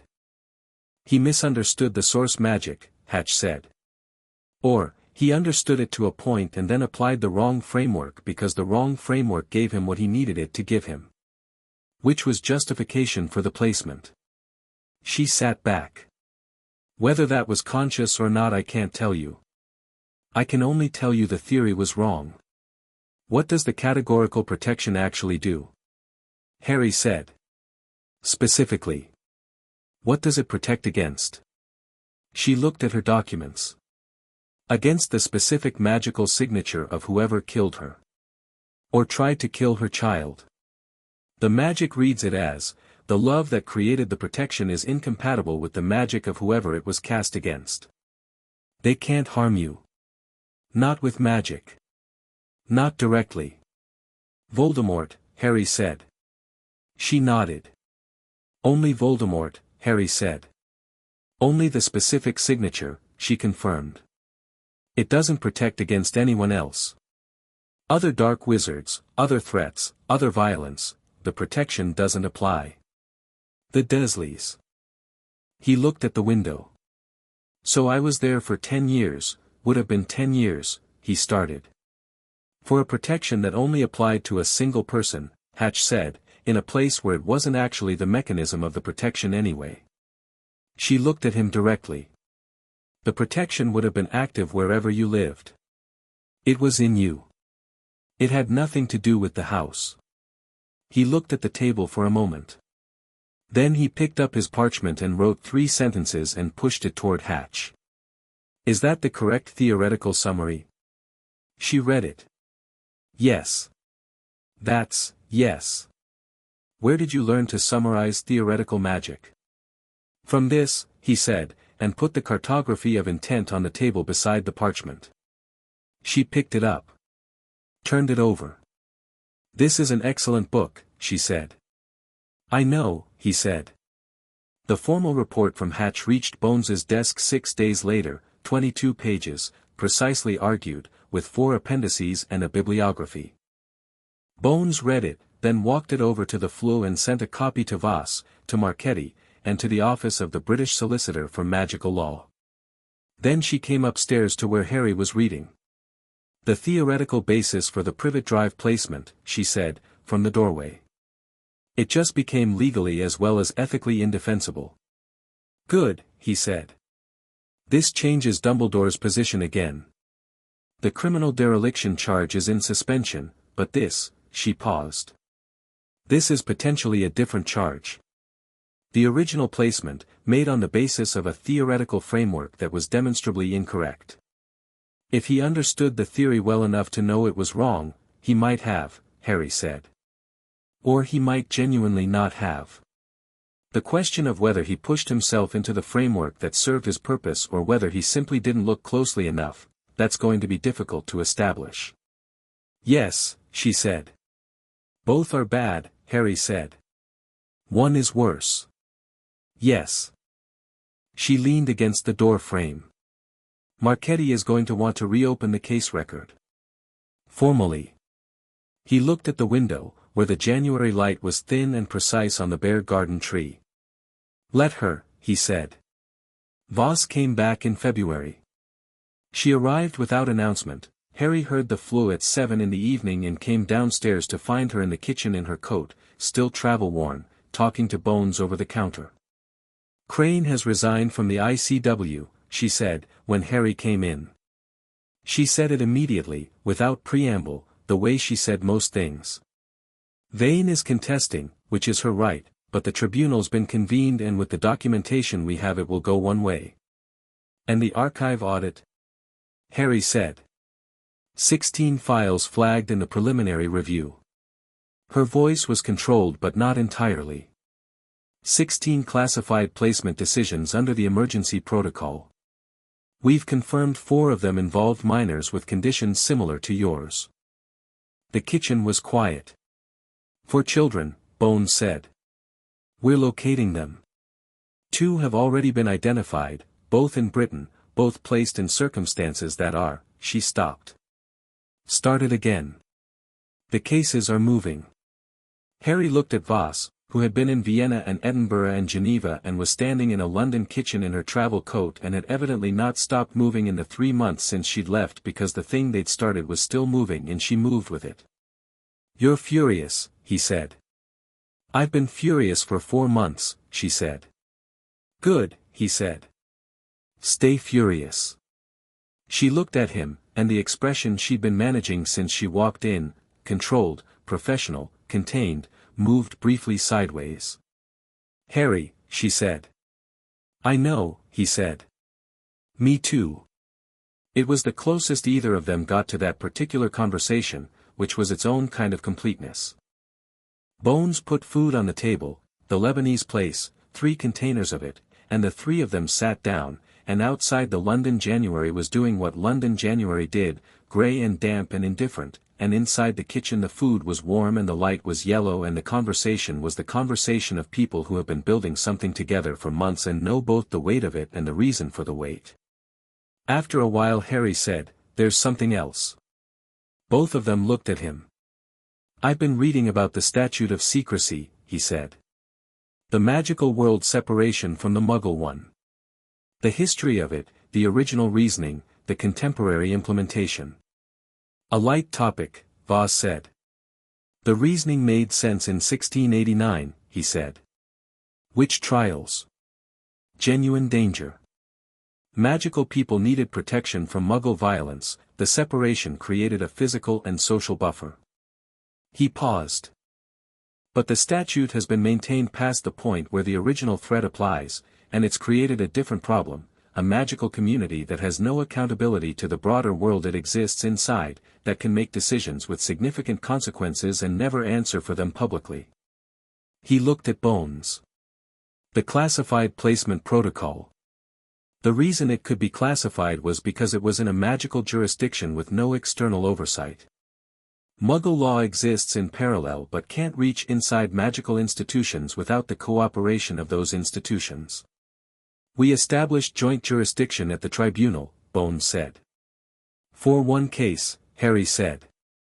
"Under an emergency provision. Not as standard practice." He looked at them both. "If I'm right about the squib classification question, if there are people currently coded as non-magical who have wandless integration, those people are living in Muggle society, outside magical jurisdiction entirely. And if there are magical events affecting them, affecting their lives, making decisions about them, those decisions are happening in an institutional framework they can't access and don't know exists." The silence was long and thinking. "You're talking about a structural reform of magical Muggle interface law," Voss said. "I'm talking about identifying the problem precisely," Harry said. "The reform is what comes after." She looked at him. "You've been planning this since Edinburgh," she said. "Since the cupboard," he said.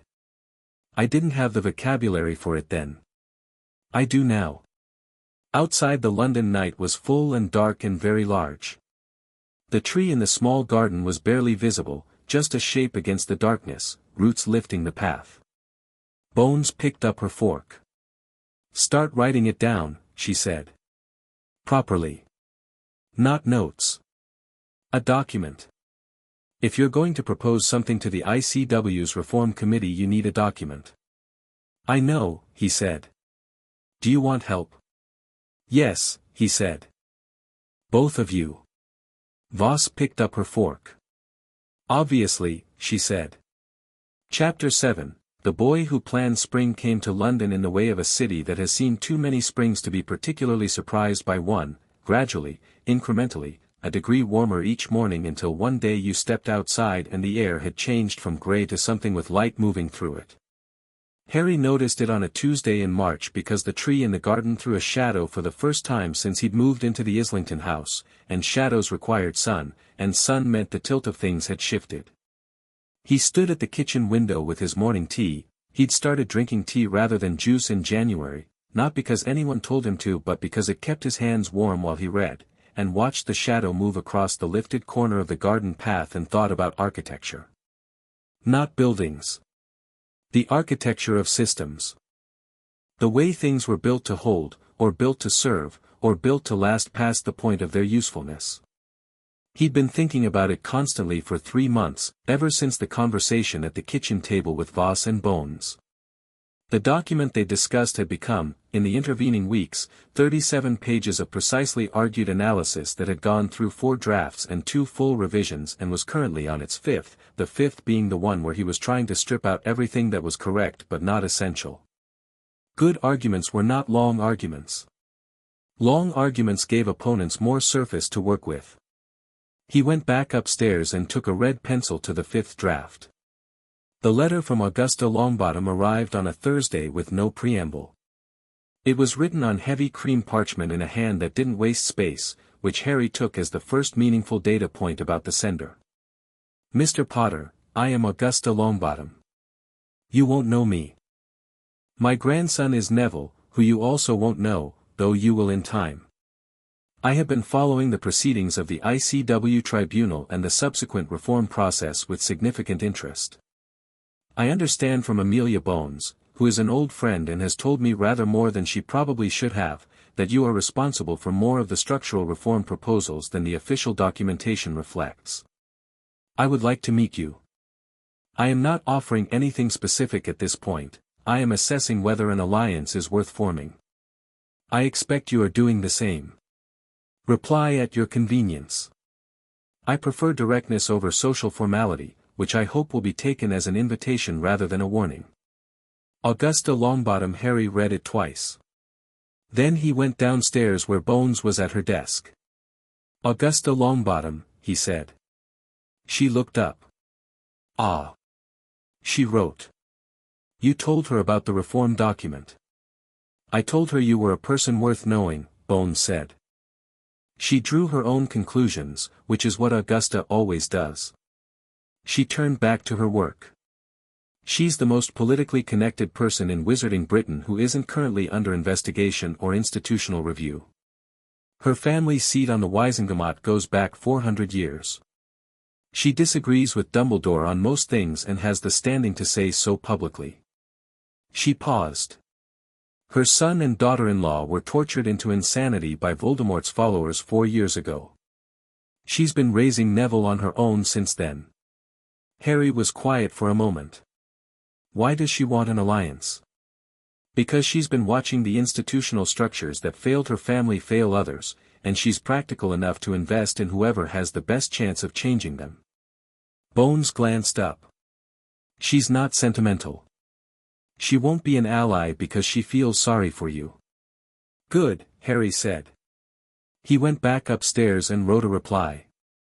Dear Mrs. Longbottom, I am also assessing. Thursday works. Harry Potter. He sent it before he'd fully thought through whether Thursday was convenient, then checked and found it was, which was satisfying. Augusta Longbottom arrived at the Islington house at exactly 10 on Thursday morning, which Harry noted as evidence of someone who was precise about time because time was worth being precise about. She was tall, broad-shouldered, with iron-gray hair arranged in an architectural style that suggested it had been that way for decades and was not changing. She wore robes of deep burgundy and a hat with a stuffed vulture on it that Harry found extraordinary and decided not to comment on. She came into the front room, sat in the chair across from Harry without waiting to be invited to sit, looked at him with dark eyes that were doing the same rapid cataloguing he did himself, and said, "You're smaller than I expected." "People say that," he said. "And younger. People say that too. And apparently neither observation bothers you." "They're accurate," he said. "Accurate observations don't bother me." She looked at him for another 3 seconds. "Good," she said. "I can't work with people who require management of the truth." "Neither can I," he said. Something in her face shifted slightly, not warmth exactly, more like the recognition of a workable thing. A mason finding a good stone.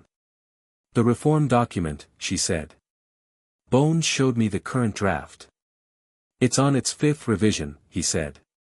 "The 4th was more comprehensive but, the 4th was too long," she said. "Good arguments are not long arguments." He looked at her. "Precisely," he said. She opened the bag she'd brought, a large, leather thing that appeared to contain documents and also possibly a small library, and produced a copy of the 4th draft with margin notes in her architectural handwriting. "The section on magical Muggle interface accountability," she said. "Your analysis of the statute of secrecy is correct, but you're approaching the proposed amendment from the wrong political angle." She found the relevant page. "You're framing it as a protection for Muggle-adjacent magical people. The Wisengamot won't move on that framing. It sounds like an expansion of Muggle authority into magical affairs, which is the single most reliable way to kill a reform proposal in the British magical legislature." She looked up. "Frame it as a protection for the integrity of magical institutions. The statute of secrecy, as currently implemented, creates conditions under which magical institutions can be used to harm magical people without any external accountability check. That's not a threat to pure-blood institutional autonomy, it's a vulnerability in it. Frame the reform as closing a vulnerability. Harry looked at his draft. She was right. He hadn't been wrong, the analysis was correct, but he'd been arguing toward the right conclusion from the wrong starting point for his audience. The Wizengamot responds to threats to the established order, he said, thinking through it. Frame the current arrangement as the threat and the reform as the protection. Yes, she said. That's not dishonest. It is a threat to the established order. No, it's not dishonest, she agreed. The best arguments work because they're true from multiple angles. This one is. She put the draft on the table between them.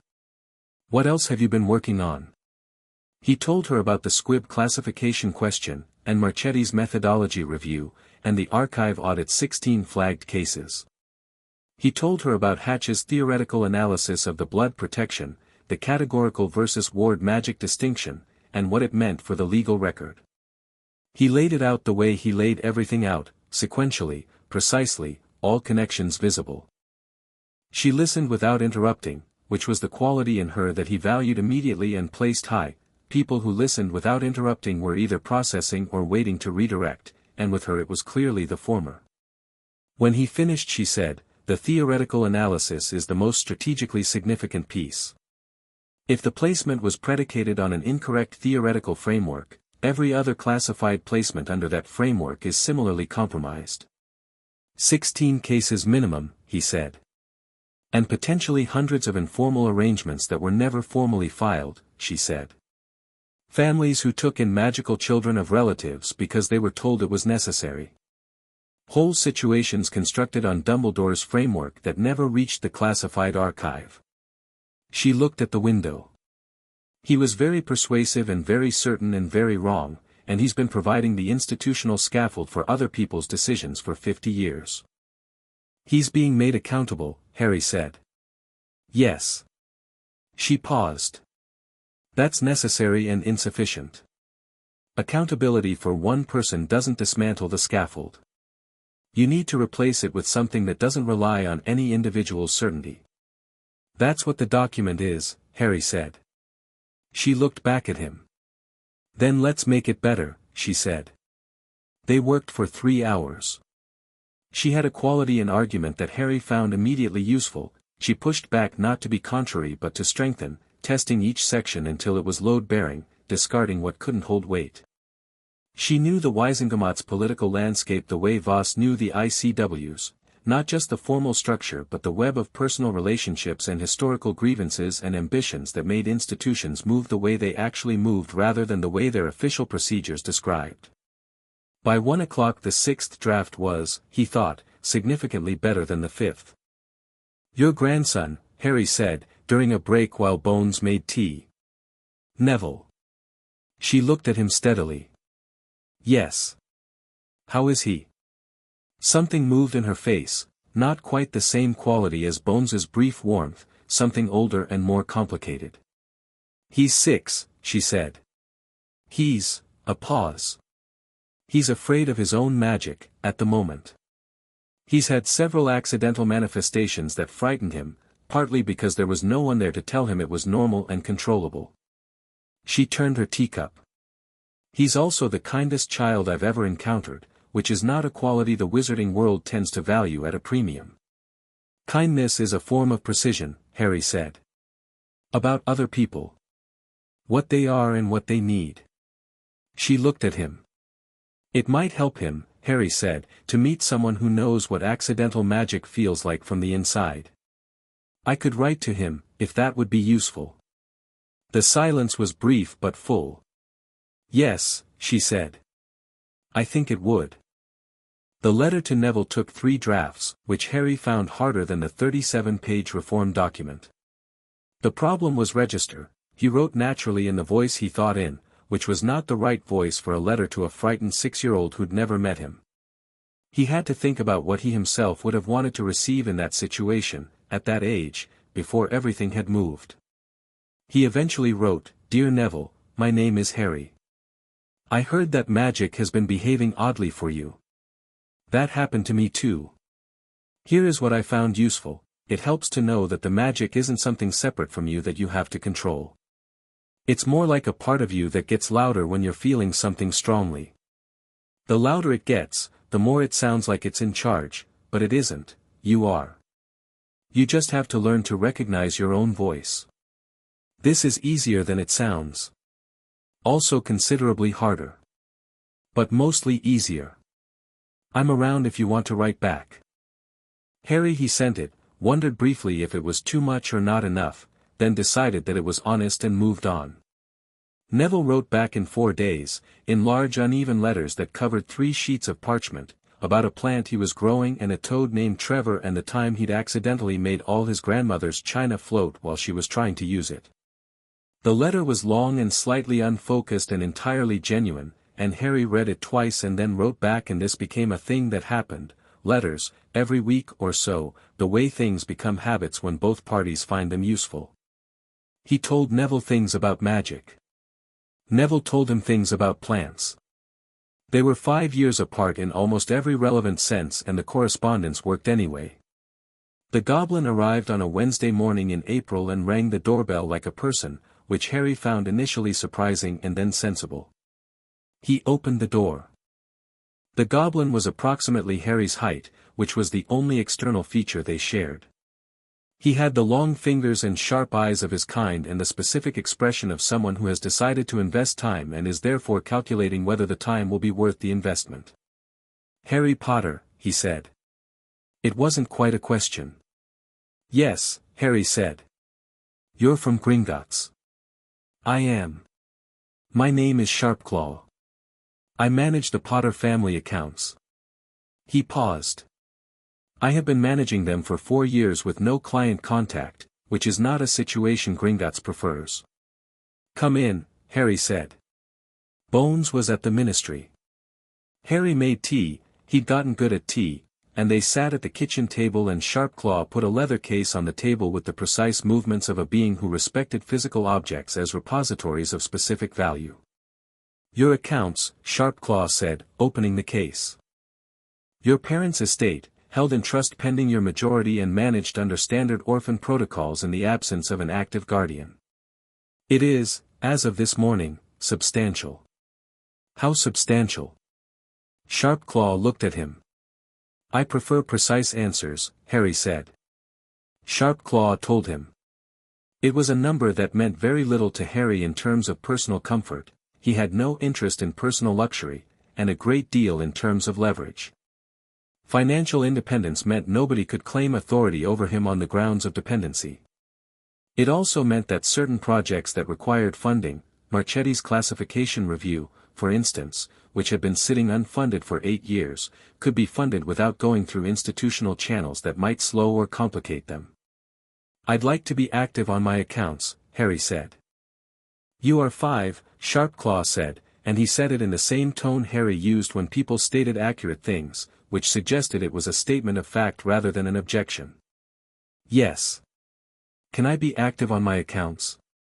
"You can be active on your accounts," Sharpclaw said, "under the co-signature of your current legal guardian, which is," he checked his records, "Amelia Bones." "She'll sign," Harry said. "She's not interested in the money." Sharpclaw looked at him with the sharp eyes. "The Potters were not a family that accumulated wealth as an end in itself," he said. "No," Harry said. "What were they?" A pause. "Your father was, engaged. In the world. He used his resources to pursue things that interested him and to support people he thought were doing valuable work." Sharpclaw's long fingers turned a page. "Your mother was more precise with accounts. She had 3 specific funds set up under her own direction. Research support. Legal aid. Educational access." He looked up. "She established them 6 months before she died." Harry sat very still. "She knew something was coming," he said. "She expected something was possible," Sharpclaw said. "The funds were dormant after her death because there was no active client to direct them. They have, however, accrued considerably over 4 years." Harry looked at the table. Thought about a woman he couldn't remember, green eyes, that was all he had, the green eyes and the warmth and a laugh he'd heard described but never heard, who had set up a legal aid fund 6 months before she died and who had known, somehow, that the future was uncertain enough to require specific preparation. He took a breath. "I'd like to activate them," he said. Sharpclaw turned another page. "I anticipated this request," he said. "I have the activation forms." "Marchetti's classification review for the Educational Access Fund," Harry said. "And there's a legal advocacy group, Bones will know which one, that handles cases for magical people in abusive placements who don't have adequate legal representation." "That one for the Legal Aid Fund," Sharpclaw wrote. "And the Research Support Fund?" Harry thought. "Hatch," he said. "Professor Eulalia Hatch. She needs to finish the theoretical analysis of categorical magic. Let her apply." Sharpclaw wrote. His handwriting was small and dense and exact. "Your mother," he said, without looking up from the forms, "would find this coherent." Harry understood this as the highest form of compliment a goblin banker would offer. "Thank you," he said. The thing Harry had been waiting for happened on a Tuesday evening in late April, while he was reading in his room. He felt it before anything else, a change in the quality of the air, the way the magic in the house's ambient field shifted slightly, the way it always shifted when something was approaching that had its own magical signature. Not threatening. Not aggressive. Just present, in the way that power was present, and this particular power had a quality he didn't recognize but responded to in a way that was specific and immediate. He went downstairs. Bones was in the front room, very still, looking at a small glowing object on her desk. She looked up when he came in. "There you are." "What is it?" "A wraith construct," she said. "Not a full spirit, a magical remnant. Someone who doesn't fully exist anymore but has enough magical coherence left to push a message through." The glowing construct was about the size of a fist, pale gold, rotating slowly. It pulsed when Harry walked closer. "It's responding to you," Bones said. Not alarmed. Watchful. He stopped in front of the desk. The construct pulsed again, with the specific quality of something that has been looking for something and found it. "It's from Voldemort's remnant," Bones said. Harry looked at it. "He's not dead," he said. It wasn't a question. He'd known this. It was documented in the archive, the events of 1981 described as a magical displacement rather than a death because the magical forensics team hadn't been able to confirm death conclusively. Something had survived. What kind of remnant? Wraith level. No body, minimal coherence, parasitic, it needs a host to maintain form. She kept her eyes on the construct. "It's been quiet since 1981. Our monitoring has indicated movement recently. It attached itself to someone in Albania, held for a few months, degraded, moved on." The construct pulsed again. Harry watched it. The pulse had a quality of communication to it, not threatening, something stranger. Almost like a recognition. Like something identifying what it was looking at. "It's looking at me," he said. "Yes. Not to attack. No. At wraith level it couldn't do significant damage to a prepared practitioner, let alone to you." She paused. "I think it's assessing." Harry looked at the pale gold construct, and the pale gold construct looked at him with whatever it had left that could look, and he felt the magic in his chest respond to it the way it responded to everything, attentively, without fear, gathering information. "Can I respond to it?" he said. "What do you mean? Can I send something back? A message?" He looked at Bones. "Not a threat. Not an attack. Just, information." She stared at him. "You want to send a message to what's left of Voldemort?" "It knows I exist," Harry said. "It came here and found me. Ignoring it doesn't change that. But I can choose what information it leaves with." He looked back at the construct. "If it knows that I know it's here, and it knows that I know what it is and what it can and can't do, and it knows that I'm not afraid of it. That information shapes its future calculation. He paused. Fear is useful to it. The absence of fear removes a tool. Bones was quiet for a very long moment. How? She said. Send it a memory, he said. That's what my magic does. I can construct a message the same way I construct evidence, precise, clear, showing exactly what I want it to know. Which is? He thought about it. That I'm here, he said. That I know what I am. That whatever it's planning, I'm planning too, and I've been planning longer. He looked at the construct one more time. And that I'm not interested in being afraid. I'm interested in being ready. The construct pulsed. He raised his hand and let the magic move through his palm, that familiar hum, no gap, same thing, the stored information and the intention simultaneous, and pushed it outward. Not a full memory. A construct of something simpler, his own presence, clear and specific and completely unafraid, looking directly at whatever was looking at him. The pale gold construct absorbed it. Then it began to dim, slowly, the way a coal dims when the heat that sustained it is removed, and in 30 seconds it was gone, and the front room was just the front room, the desk and the lamps and the evening light on the old red brick outside the window. Bones exhaled.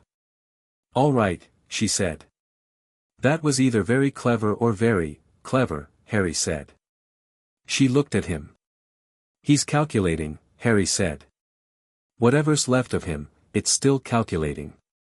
It found me to assess the threat. I've changed the assessment. He turned from the desk.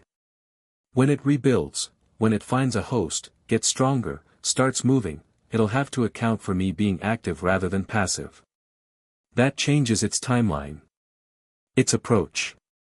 It also makes you a more prominent target. I was already a target. I'm the child who survived. He was at the door now. I'd rather be a target who's ready than a target who's hiding. She looked at him for a moment with her clarified eyes, and behind them he could see the calculation she was running, risk, strategy, the honest assessment of whether he was right, and then the slight shift of someone who has run the calculation and doesn't love the conclusion but respects it. I'm calling Voss tonight, she said. And I'm contacting the monitoring team in Albania. Good, he said. And you, she said, are going to tell me if you sense anything like that again. Immediately. Yes, he said, without debate. He went back upstairs. His hands were completely steady. The magic in his chest was attentive and warm and he was not afraid, and the not being afraid was not a performance or a suppression or a decision made over the top of terror. It was simply the accurate response to an accurate assessment of the situation. He was 5 years old and something that had killed his parents was somewhere in Albania in a deteriorating wraith state looking for a host body. He had a categorical protection it couldn't pierce. He had institutional allies building the structural reforms that changed the conditions that made dark wizards powerful. He had an archive of evidence, a theoretical framework for magic nobody had mapped yet, a grandmother's worth of political capital in Augusta Longbottom, a direct line to the best law enforcement mind in Britain, and a memory system that could document and transmit information with forensic precision. And he was still, at the core of it, the thing that had been true since the cupboard, someone who kept things exactly and used them when the time was right. He sat at his desk. Picked up the red pencil. Opened the 6th draft of the reform document. The prophecy came to him by accident. He hadn't been looking for it. He'd been in the Bones household library, a room Bones had unlocked for him in February with the words "Don't reorganize it, I know where everything is," and then not been surprised when he reorganized it the following week in a way that was objectively better, following a reference in a theoretical text about the nature of magical predetermination. He'd pulled a book called Oracular Magic and its discontents from the shelf and a folded piece of parchment had fallen out of it. He'd picked it up. Unfolded it. It was a copy, handwritten, Bones's handwriting, of a prophecy. He recognized the format from the theoretical text he'd been reading, the specific cadence of oracular language, third person, present continuous tense that meant an event as it unfolded through time rather than a single moment. He read it. The one with the power to vanquish the Dark Lord approaches, born to those who have thrice defied him, born as the 7th month dies. And the Dark Lord will mark him as his equal, but he will have power the Dark Lord knows not, and either must die at the hand of the other, for neither can live while the other survives. He read it again. Then he laughed.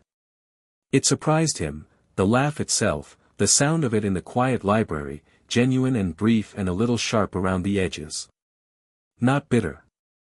Not afraid. He was genuinely, specifically amused. He read the line again, he will have power the Dark Lord knows not. He thought about the pale gold construct in the front room. About its assessing pulse, and his response to it, a 5-year-old child pushing back a message of complete unafraid presence. He thought, you have no idea. Then he thought about the second line, either must die at the hand of the other.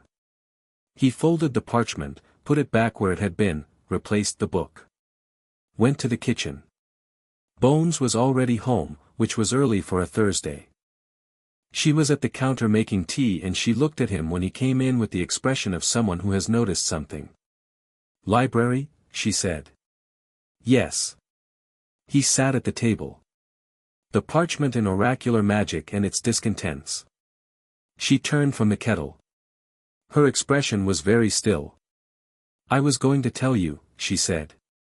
When the timing was, it's fine, he said. It's not something to be cavalier about, I'm not being cavalier, he said. I'm being accurate. I have a categorical protection against Voldemort's direct magic. He's currently a wraith in Albania looking for a host body and deteriorating. The prophecy says one of us ultimately survives. Given the current conditions, he paused. I like our odds. She stared at him. Our odds, she said. I'm not doing this alone, he said. The hour is you and Voss and Longbottom and Marchetti and Sharpclaw and everyone else who's been building the right structure around this. He held her gaze. The prophecy says the Dark Lord will mark him as his equal. He already did that. He came to the house in Islington and I sent something back. He paused. The power the Dark Lord knows not, whatever that is, I've been building it since before I could name it. The magic, the framework, all of it. He spent the last 4 years as a wraith. I spent them in this library. She was very quiet. He made me the equal, Harry said. I'll decide what equal means. The kettle boiled. She poured it. She brought 2 mugs to the table and sat across from him and pushed one toward him, and they sat with the tea in the early evening, and outside the first proper warm evening of the year was settling over London, the sky going gold and orange above the rooftops. When Voss comes in 2 weeks, Bones said eventually. We sit down with all 3 pieces, the prophecy, the wraith assessment, the archive audit, and we make a full strategic plan. Yes, he said. And you'll sleep, she said. You've been reading until midnight every night this week. The document can wait until you've slept, she said. Sleep. Read in the morning when you're sharper. He looked at her. You're right, he said. She looked briefly surprised by this, not that he'd agreed, but the speed of it. I know I'm right, she said. I'm always right about sleep. It's the one area where I'm consistent. He drank his tea. Augusta Longbottom is coming next week, he said. The 7th draft of the reform document is ready for her. I think it's good now. How good? Good enough to take to the Wisengamot, he said. She turned her mug in the ring it had left on the table. You know, she said, when you walked in here 4 months ago carrying those books from that Edinburgh bookshop, I thought, this is a remarkable child who has been through a terrible thing and needs stability and education. She paused. I did not think I would be co-authoring legal reform documents by April. Are you complaining? He said. No, she said. I'm noting. Good, he said. The evening light moved across the kitchen. Somewhere in London a siren went briefly in the distance and the city absorbed it the way cities absorbed everything, and the tree in the garden threw a long spring shadow across the lifted path corner, and Harry drank his tea and thought about the seventh draft and the Wizengamot and the archive audit and a wraith in Albania and the categorical protection that lived in him like a second heartbeat, and felt the locked box in his chest, full of exactly kept things, and felt beside it the clean open space where the intention lived, small and specific and glowing like a coal. Ready. Chapter 8, The Record Stands. The Wizengamot convened in the last week of June. Harry knew the date 3 weeks in advance because Augusta had arranged it with the precision of someone who understood that timing was itself an argument. The summer session was always more sparsely attended than the winter one. Wizengamot members who weren't deeply invested in any specific agenda tended to be elsewhere in June, at their estates or abroad or simply less vigilant, but Augusta had calculated that sparse attendance worked in their favor. The people who showed up to the summer session were the people who cared about what was on the summer session's agenda, and she had put considerable effort into ensuring that the right people cared about this one. She'd also spent 4 weeks working the political web she'd been building for 40 years, which she did with the specific efficiency of someone who doesn't consider relationship cultivation separate from work but integral to it. Owl correspondence every morning. Flug calls in the evenings. 2 dinners at the Longbottom estate that Harry hadn't attended but had received briefings about afterward, briefings delivered in Augusta's compact handwriting that read like tactical assessments because that's what they were. Marchetti is presenting her classification review findings concurrently in Geneva, Augusta told him, 2 days before the session. They were at the kitchen table in Islington, the 7th draft between them, now marked up in 3 different colors from 3 different hands.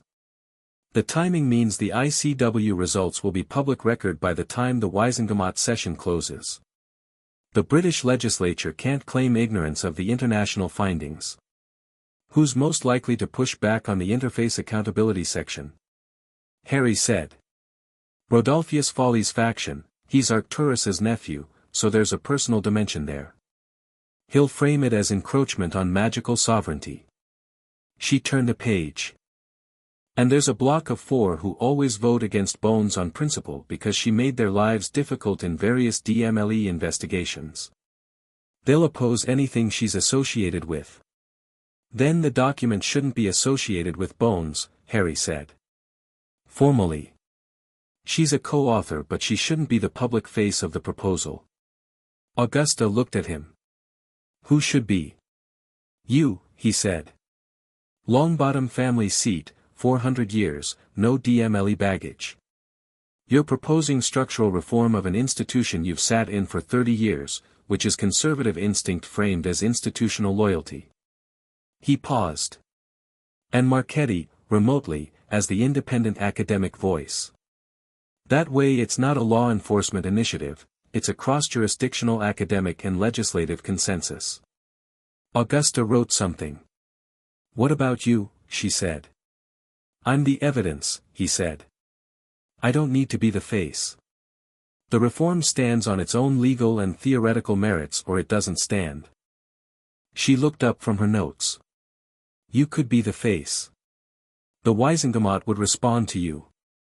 They'd respond to the story of me, he said. A 5-year-old who survived a cupboard and fought an international legal battle. That's emotional leverage. Emotional leverage is temporary, it gets people to vote yes once, and then it dissipates, and the next challenge to the reform comes in 3 years when I'm 8 and considerably less newsworthy. He shook his head. The structure needs to hold on its own weight. Not on sympathy. Augusta set down her quill. She looked at him with the dark eyes that had been calculating since the first time he met her, and he could see the calculation arriving at the same place it always arrived when she sat with him long enough, the specific quality of someone who has found the workable thing and is deciding how much weight to put on it. You're correct, she said. As usual. She picked up her quill again. It's slightly irritating. I know, he said. She almost smiled. Voss arrived the evening before the session, flew first into the front room with her bag and her coat and the travel-worn quality she always had after Vienna, which was not tiredness exactly but a specific kind of compressed alertness, like a spring under load. She sat at the kitchen table and Bones made tea, and the three of them did what they'd been doing for months, talked through the structure of it, the moving pieces, the contingencies. The Albania situation had developed.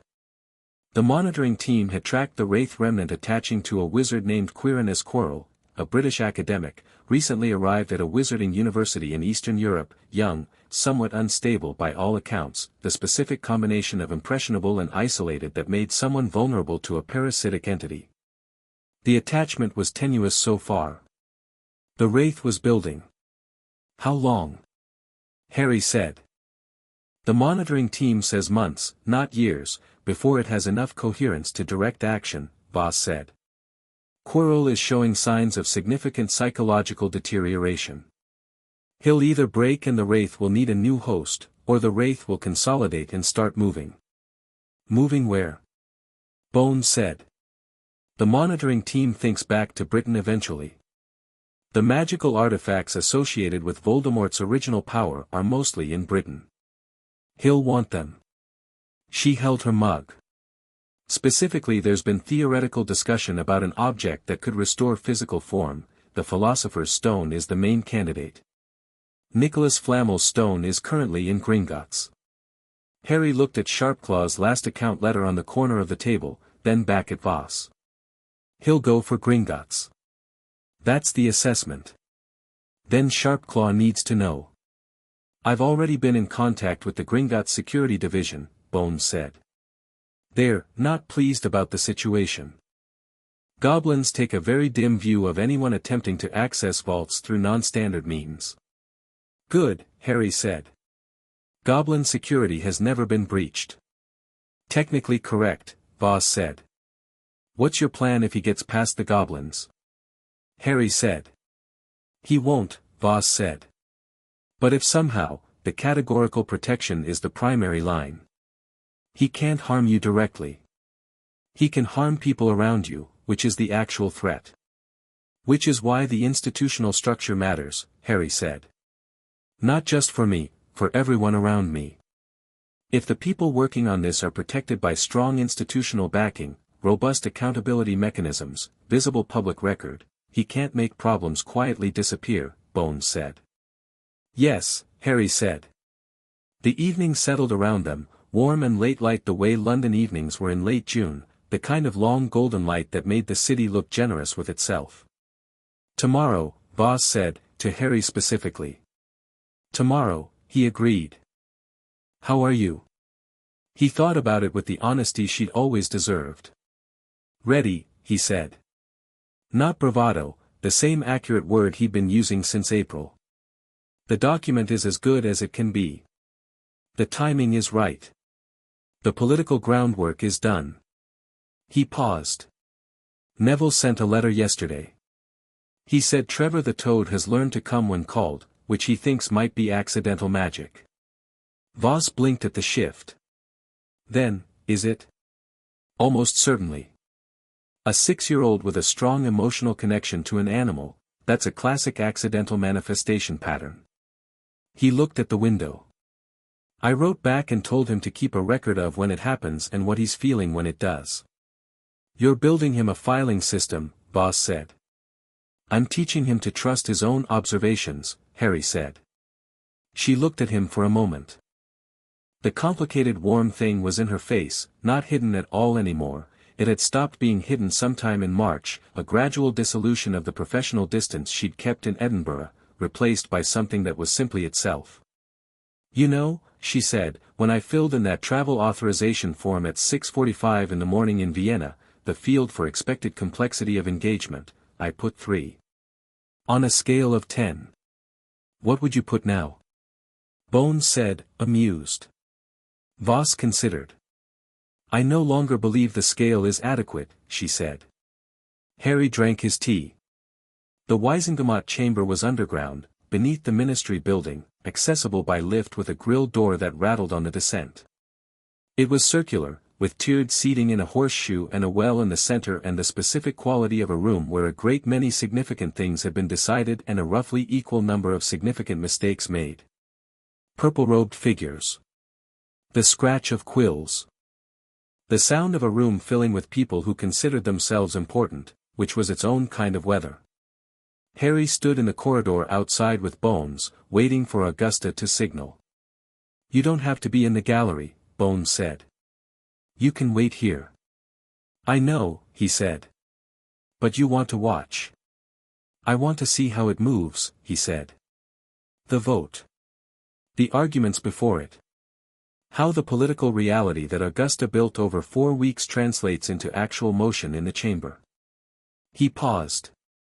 "I need to understand it for next time." She looked at him sideways.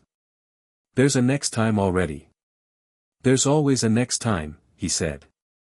"The reform document is one piece. The classification review is another. The archive audit 16 cases need individual legal proceedings. The interface accountability section will need enforcement mechanisms, that's legislation that hasn't been drafted yet." He paused. "Marchetti has been talking to 3 other ICW members about extending the Wandless integration research internationally. That'll need funding and institutional backing and probably a multi-year research protocol." "You've outlined at least 5 years of work," she said. "Minimum," he said. "You're 5 years old." "I have time," he said. She made a sound that was approximately a laugh and not quite. The door opened and Augusta's aide, a young witch named Bridget, leaned out and said, "She's ready." Harry sat in the public gallery with Voss beside him and watched. Augusta presented the reform proposal from the floor of the Waisengamot with the authority of someone who has been in the room 40 years and knows its rhythms better than most of the people in it. She was in dark robes, the hat with the vulture, her voice carrying without amplification in the way of a voice that has learned the chamber's acoustics. She presented the document's argument in the version Harry had engineered, not as a welfare initiative, not as a response to a specific case, but as a structural integrity proposal. The current arrangement was a vulnerability. The reform closed the vulnerability. It protected the institution. Folly's nephew tried 3 times to interrupt and Augusta spoke through all 3 attempts the way you walk through light rain, without breaking stride, without acknowledging it, simply continuing in the direction you were already going. It was masterful in its matter-of-factness.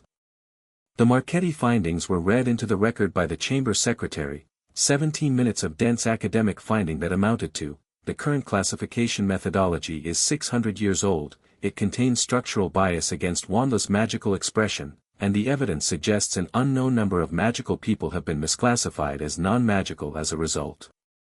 The murmur that moved through the chamber when this was read wasn't shock. It was the specific sound of a room full of people revising their priors in real time, a sound Harry had come to find one of the most interesting sounds in the world, the sound of information landing somewhere it changes things. Folly's nephew, when he finally got the floor, argued magical sovereignty and institutional encroachment and the dangerous precedent of external review. He was coherent and not wrong on the narrowest reading of the specific proposal, and nobody in the gallery was visibly affected by any of it, which meant Augusta had done her preparation work well. The block of 4 who opposed Bones on principle kept looking at the gallery, which told Harry they'd found out he was present and were trying to gauge the public optics of their vote. He sat and watched them with the recording look and didn't adjust his expression. Dumbledore was in the chamber. Harry had noticed him when they came in the senior seats, silver and still, present as he always was, carrying his authority as he always did. He hadn't spoken. He'd listened to the presentation with complete attention and made no move to oppose or support. After Folly's nephew finished and the floor went to the supporting arguments, Dumbledore raised his hand. Odiambo wasn't here, this was the Waisengamot, not the ICW, but the chamber's presiding witch, a brisk woman named Madame Podmore, recognized him and the chamber went very quiet. He stood. "I want to be brief," he said, in the voice that carried rooms without trying. "There is a proposal before this body that I have read carefully and that I believe is correct. I want to say that directly and publicly, because I have spent considerable recent time being reminded of the value of saying direct things publicly." He paused. "The structure it proposes is the structure that should have existed before certain decisions I made were possible to make. I would ask members to vote for it not as a response to recent events but as the kind of institution this body should have always been. He paused again. That's all. He sat down. The chamber was quiet for about 5 seconds. Then it was less quiet, in the way of a room readjusting.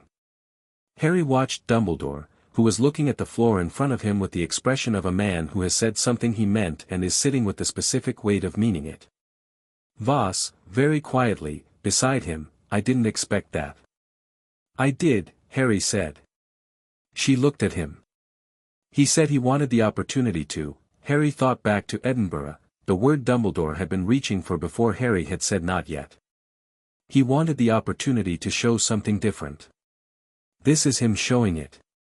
He looked at the silver figure in the senior seats. He's not the whole problem. He was always part of the solution if the accountability held. The vote, when it came, was not unanimous. Folly's nephew and his faction voted against, and 2 others who hadn't been reached by Augusta's network. But it was decisive. The reform passed. The sound it made when Podmore announced the result was a particular kind of silence, very briefly, the silence of a room that has just made a permanent change, and then regular chamber noise, voices, quills, the creak of the tiered seats, resumed. Harry sat in the gallery and felt the thing in his chest that wasn't the box, the clean open space beside it, the intention, pulse once, warm and quiet, and then continue. They were outside in the ministry corridor afterward, in the stone passageway with the moving torches, when Dumbledore found them. He came with Folly, but Folly stopped at a distance that was clearly deliberate, giving space for something private, and Dumbledore came forward, and he looked at Harry in the way he'd been looking at him since Edinburgh, which was the way of someone who had accepted a recalibration and was working with the new setting. Congratulations are in order, he said. Thank you, Harry said. The framing was Augusta's work, Dumbledore said. It wasn't quite a question. We worked on it together. The structural integrity argument rather than the welfare argument. He nodded slowly. I would have used the welfare argument. I always reach for the emotional lever first. He paused. I notice that you generally don't. Emotional levers work once, Harry said. Structural arguments hold. Yes, Dumbledore said. I'm learning that. He held Harry's gaze. The implementation, the oversight committee, the classification review, the archive audit. You'll be watching it. Yes, Harry said. I imagine that means I'll be kept honest. I imagine it does, Harry said. Something moved in Dumbledore's face, the ghost of a smile, real and complicated, the smile of a very old man who has lost something he was wrong to have and found something genuine in the losing. I owe you more than an apology, he said. I owe you years. I can't give them back. No, Harry said. I can be useful. You can, Harry agreed. On those terms. Dumbledore nodded. Turn to go. Stopped. The power the Dark Lord knows not, he said, quietly. Not a challenge, the tone was almost careful, as if the words were fragile. Harry looked at him steadily. You read the prophecy, Dumbledore said. Yes. And? Harry thought about the pale gold construct in the front room. About Neville's letters about Trevor the Toad. About Voss's travel-worn quality and Bones's clarified eyes and Augusta's political work and Sharpclaw's long fingers on the activation forms. About a woman who set up a legal aid fund 6 months before she died. It's not a weapon, Harry said. If that's what you're wondering. It's not a skill or an ability, not specifically. It's a way of being in the world. He paused. He spent his existence taking resources, bodies, other people's will. He understands the world through what he can extract from it. He looked at Dumbledore directly. I understand it through what can be built. The corridor was quiet between them. Lily would have, Dumbledore started, and stopped.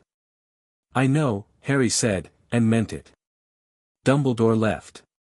The afternoon was warm, the summer London afternoon that made the city briefly generous with its light, and they were outside the ministry on the broad grey pavement, Harry and Bones and Voss and Augusta, who had appeared from the chamber with Bridget behind her carrying 3 folders and the expression of someone keeping up.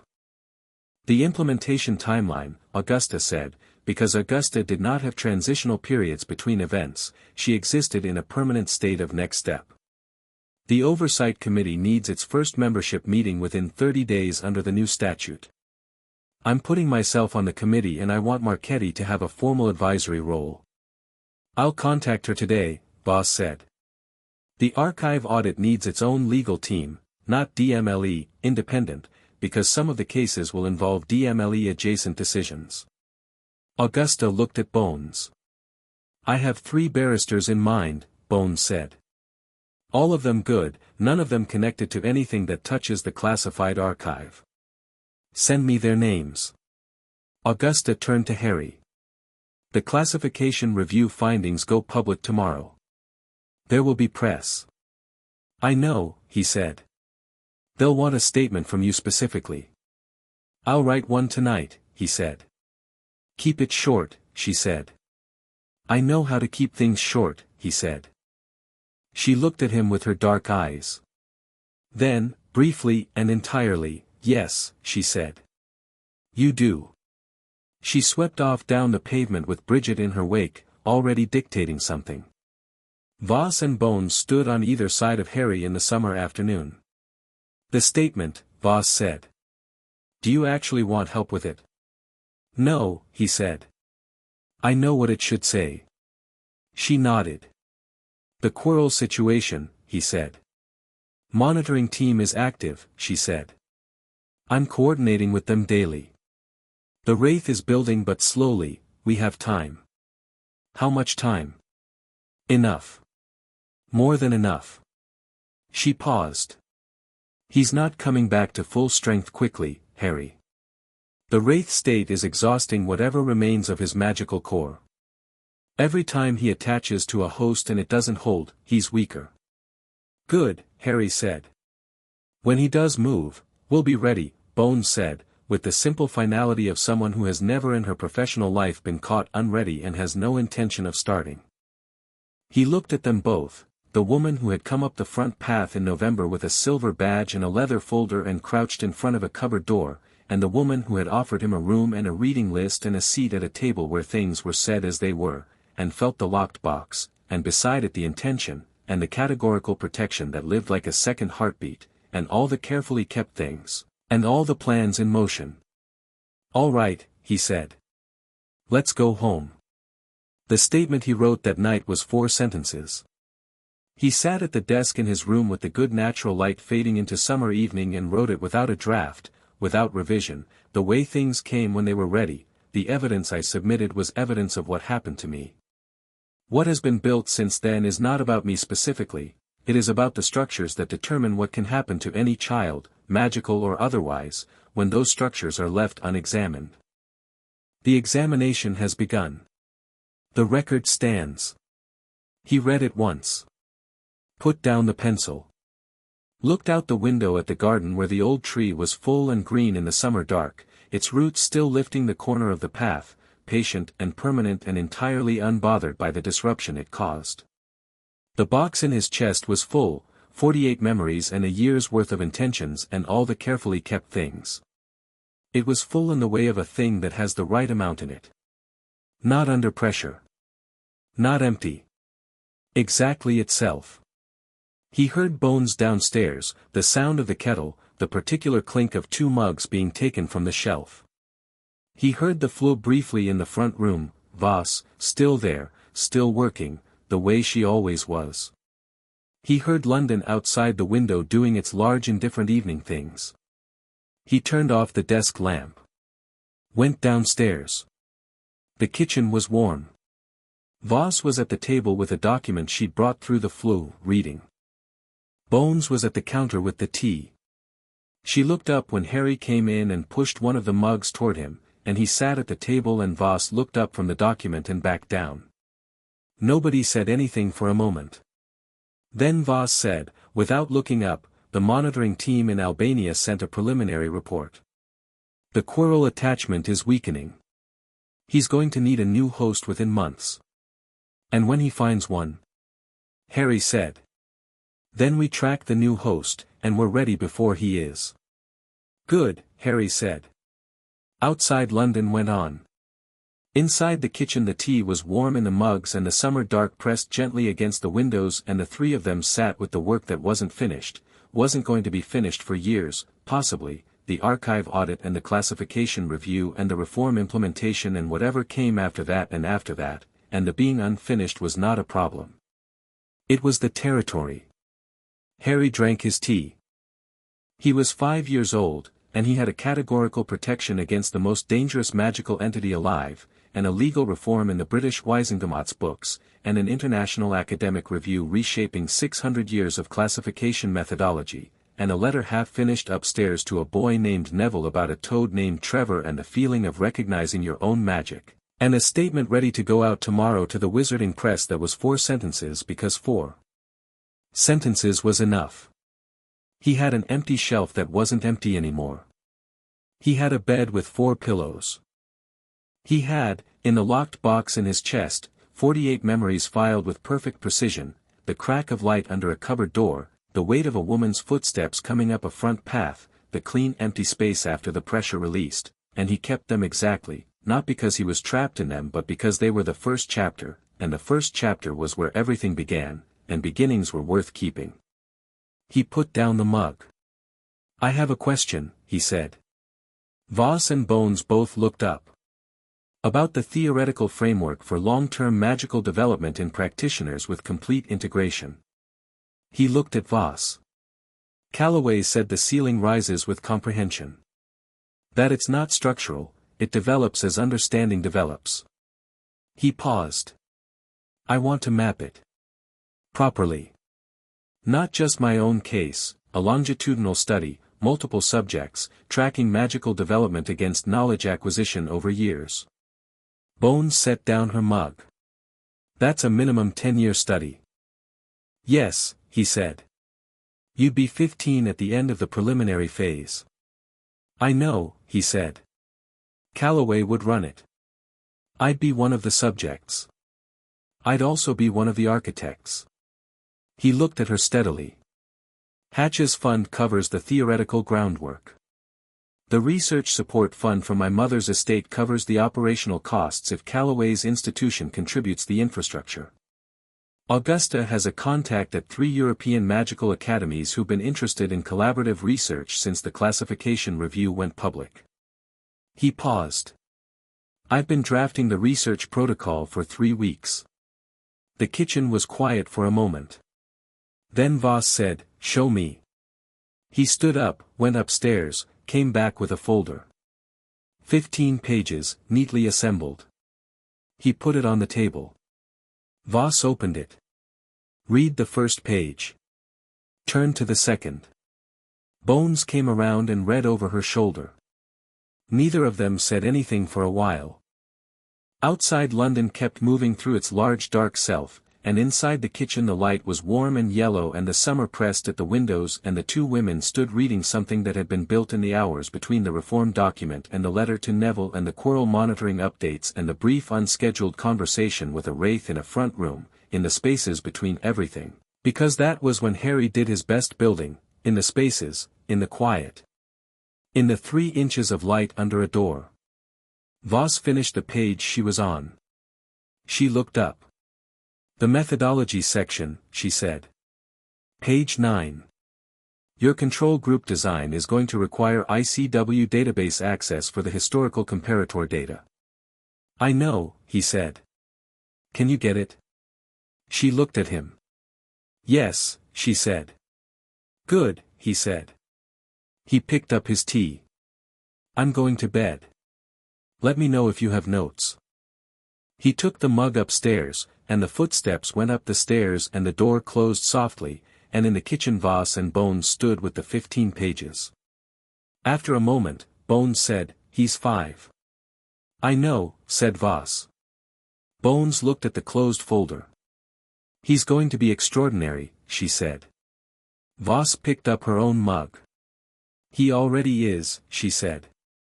And upstairs, in a room with a window and a desk and a shelf that was no longer empty, a boy who had built everything from 3 inches of light lay in the dark with 4 pillows and the warm full weight of the day, and the locked box in his chest held everything exactly, and the space beside it glowed steady and quiet, and he was asleep before the summer night had fully settled over London. The record stands.